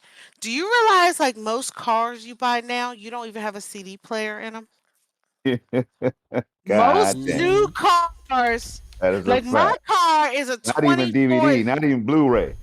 My car is a 2014, and it does not have a CD player in it. My wife has a 2020 Highlander. God damn, you're right. And it has no disc drive. A lot of cars now, when you buy them, you get a free subscription to Sirius radio, satellite radio, for 3 to 6 months. There's no so a lot of older people who are buying newer cars, they're already getting pushed into the digital age. Hey, but Tesla is showing you that they got a full-fledged gaming. God damn. I mean, it's apparent. Do you see what I mean? That's what I'm saying. The older generation, like my mom watches Amazon Prime. She watches Netflix. She hasn't bought a DVD in years or a Blu-ray. She just, and like for me, I buy like collections of stuff, but like to buy like a basic Blu-ray or something like that is very rare. The only way I'm buying it is if it's like one of my anime collections or something. You know? And that's you know what, Bunny, you bring up a good point, because that whole fear of it's gonna kill physical media, there's still physical media out there. If you really want to buy a DVD, you can. Right. If you really want to, by all means, like I say, go ahead and get that Walkman or whatever. You know what I'm saying? Like, people, you can still buy this. Can't you still buy records? Yeah, well, here's the thing about records. If you really want to, right? Here's the thing about records, Stark. Here's what happened with records. Everything, it's like my mom says, everything cycles. Like, I remember in high school, I was in high school in the 90s. Bell bottoms and shit was back in style. Right. My mom drove up to the school to pick me up, and she's like, "What is it, 70s Day or something?" And I'm like, "What do you mean, Mom?" She's like, "Everybody's in bell bottoms and all this stuff and platforms, shoes and stuff." I said, "Mom, that's the style now." She said, "Everything cycles That's true. back in time. Records stopped being sold." When I was probably about, I remember like going into Sam Goody and everything. God, that shows y'all my age, right? And there were records in there. I remember not being able to see records anymore when I was like 10 years old. The only place you could find them was yard sales and Goodwills. Fast forward, 20, 30 years to now, you go into Best Buy and you can get Tupac Shakur on record. Yeah. Mm. It came. I got a record player because I thought it was cool as hell. I got a record player. I got Green Day's complete hit collection on vinyl. Okay, Damn. Yeah. that's what I'm saying. Everything cycles. Like right now, everybody's mad about digital and gaming and things like that. But guess what? 15, 20 years, 30 years, it might cycle back to where everything's physical again. It's always a cycle. I mean, when I walked into the record store, when I walked into Best Buy and saw their vinyl, like if you go into Walmart's, their vinyl section is bigger than their CD section. Mm. Okay, you go into Best Buys, like my Best Buy didn't even have a CD section, but they had a huge vinyl section. Mm. You go into Barnes and Noble sell vinyl, but no CDs. Oh, you brought a good point. Same thing with books. We got audio readers and all that other stuff and digital books, but books are still around. You can still buy a book if you want one. You know what I'm saying? That's true. Yeah. I mean, So, and like you're talking about the younger generation wasn't nothing but digital. I was in a Goodwill, guys, bopping around, seeing what antiques and shit I could find. And there was this kid, I swear to God, he was like 22, 23, flipping through the vinyl records. Okay. And I said, well, can't you just get what you're looking for on, your iPod, your iPhone, whatever, right? He said, yeah, I could, but he said, you know what? He said, it just sounds better on vinyl. Yeah. So my point is everybody's flipping out about digital going to take over everything. Digital's not going to take over everything. Prime example with in gaming, right? So remember, guys, I mentioned earlier, I got Great Ace Attorney on the Switch, right?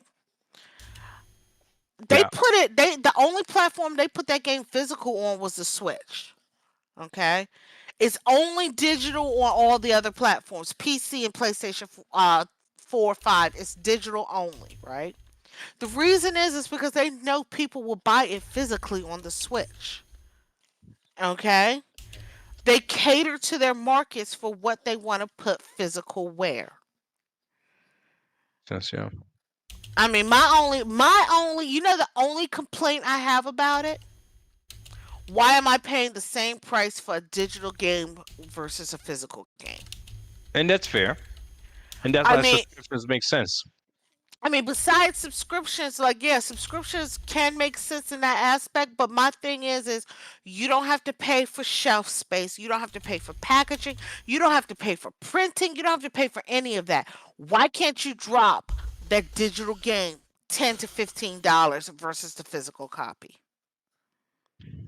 And actually, I think with Great Ace Attorney, it's $39.99 on the Switch physical, but on PlayStation 4, it's $29.99 because it's digital only. Okay. I mean, you see what I mean? Yeah. Even back during the 3DS days, there were some games I bought digital on the 3DS because it was $10 cheaper than the physical copy. Yeah, yo, hey, Kessel Runner just shut it down. He just shut all this down, really, by saying there's something for everyone. There's nearly 8 billion people in the world. Cloud gaming is the only way you can reach that many people. Now, Microsoft has said this is what their goal is. Amazon is trying to reach that. Stadia is trying to reach that. We know this for a fact. And grow the industry as a whole. MM just highlighted the fact that Phil Harrison said that I mean, this is what they're trying to do. This is the only way you're going to be able to do it. Consoles can't do it. Sean Layden just told us that he felt that something needed to change. He didn't mention cloud gaming too heavy in the article that me and Rev just broke down on the Revolutionary Storm, but he did say that you had to sell so many more millions of consoles, hundreds of millions of more consoles to really to drive the industry forward like they know it could go, I guess. Yeah. You know. Hey, I got Go a ahead. real quick. You got we're about to. Yeah. Real quick. Dark Winds. Console Wars, Dark Winds. I just saw Demon Slayer, and it is an Xbox exclusive. Dark Winds. PlayStation sucks. Everybody sucks. Hold on. You said Demon Slayer is an Xbox exclusive? Yeah, it just said Xbox. I was looking at the thing on. Xbox wins. I'm with Dark now. Everybody else sucks. Everybody sucks. Everybody sucks. I'm on Dark side now. Thank you, Proper, for coming through, man. Yeah, we're about to wrap up. I just had to throw that in there. Appreciate it. I got your link, brother, in the chat below as well too, because now you're a host. We've kidnapped you, so now your link is in the. And check Proper out on Twitch, man. Wonderful streams. Can't kidnap the willing. Really, that's right. Peace out to you, brother. I just want to say that, Vic, I love you, brother. Like a child I don't pay child support for, but you all over the place. Stadia, you can't say that you don't like Stadia's model, but you like Game Pass's model or Luna's model. Stadia has Game Pass's model. They have a subscription service, Ubisoft Plus, which is a competitor to Game Pass and Luna. They have a la carte purchases like consoles, and then they got a service like PlayStation Plus and Xbox Live with Gold. What are you talking about, guys? Okay. Yeah, we're about to close up. Hold on. You know why Stadia's model is better than the Game Pass? Oh. And what you just said? Mm-hmm. I don't have to download anything on my PC. That's real. Yeah, that's true. That's true. Absolutely. So I agree with you, and then I don't agree with you, because that's the beautiful part about Stadia. I will buy it on. I will get it on Stadia before I get it on my PC, because I don't have to. It will not take download space. But will you get it on Xcloud? That's the question. Will I get what on Xcloud? Will you stream those games from the Game Pass library? When I stream them, I'll download them. I'll play it on the cloud if I can, if I know I can, and I don't have to waste space. Okay. It doesn't play as good. That's the problem. Xcloud doesn't play as good as Stadia right now. Yeah. Stadia is clean. I just streamed Grime last night, and it was smooth. It was great. It was beautiful. Yeah. That's the problem. Yeah. Absolutely. All right, y'all. Can I go say one last brother. thing? Good, brother. All right. So you guys know my slogan, right? I always say there's levels to this, right? Yes. I definitely believe, right? I don't know what your guys' profession is, but whatever you've been doing, if you've been doing it for a while, then there's a certain level of expertise that you have over somebody that's coming into it brand new versus the layman's person that's just looking at it, right? Yeah. I remember I made a video when Phil came out and said that his competition was Amazon and Google. And I was so mad. I was like, how are you going to say that when Nintendo and the PlayStation are the ones that, destroyed you last generation, sold more consoles, all this other stuff. Those are the gaming consoles. That's who you should be competing against. And I failed to adhere to my own model. There's levels to this, right? Phil was looking at things from a different level. Now that I have played on cloud, I understand why he sees them as competition and not Sony and Nintendo. There's levels. He's thinking about the future. You know what I'm saying? So past the 5 minutes from now. Yes. Exactly. If they believe in this thing as being something, and like Bunny said, like, they're pretty much gonna force us into this, guys. Like it is what it is, right? Like Apple went ahead and took away the phone jack from their phones. Exactly. Yeah. Right? They just did it. Right? They just did it. They didn't ask you for permission. They just did it. So your favorite freaking headset that you like to use, now you gotta use Bluetooth. And then guess what Android did? Guess what Samsung did? Yep. The exact same thing, right? There's nothing you guys. So everyone that's anti this, it's okay. I have a Samsung Galaxy S10 with my phone jack still because I still like to use phone jack sometimes. So I'm okay, right? But eventually when this phone dies, there's nothing I'm gonna be able to do. There's nothing I'm gonna be able to do. If you go to the S20, the S20, you just can't charge and hear music at the same time. But yeah, you better get yourself a backup and put it in a drawer. Yeah, but there's levels to this, man. But that's all I gotta say. I know we're trying to end this. Yeah, it was a good one. It was definitely a good one. Everybody, thank you for coming through. Vic, one last time. It's a server.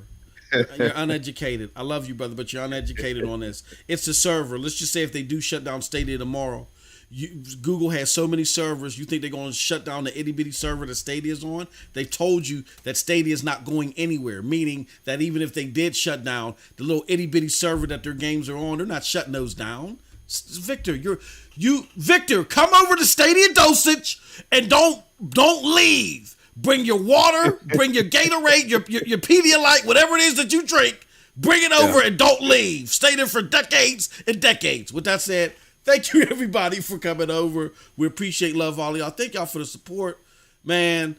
Again, the Where panel. Where can they find people at, man? Don't forget about that. Well, we got it in the description. Got all the links. Yeah, I got all the links in the description. Cool. So go everyone. Follow everybody.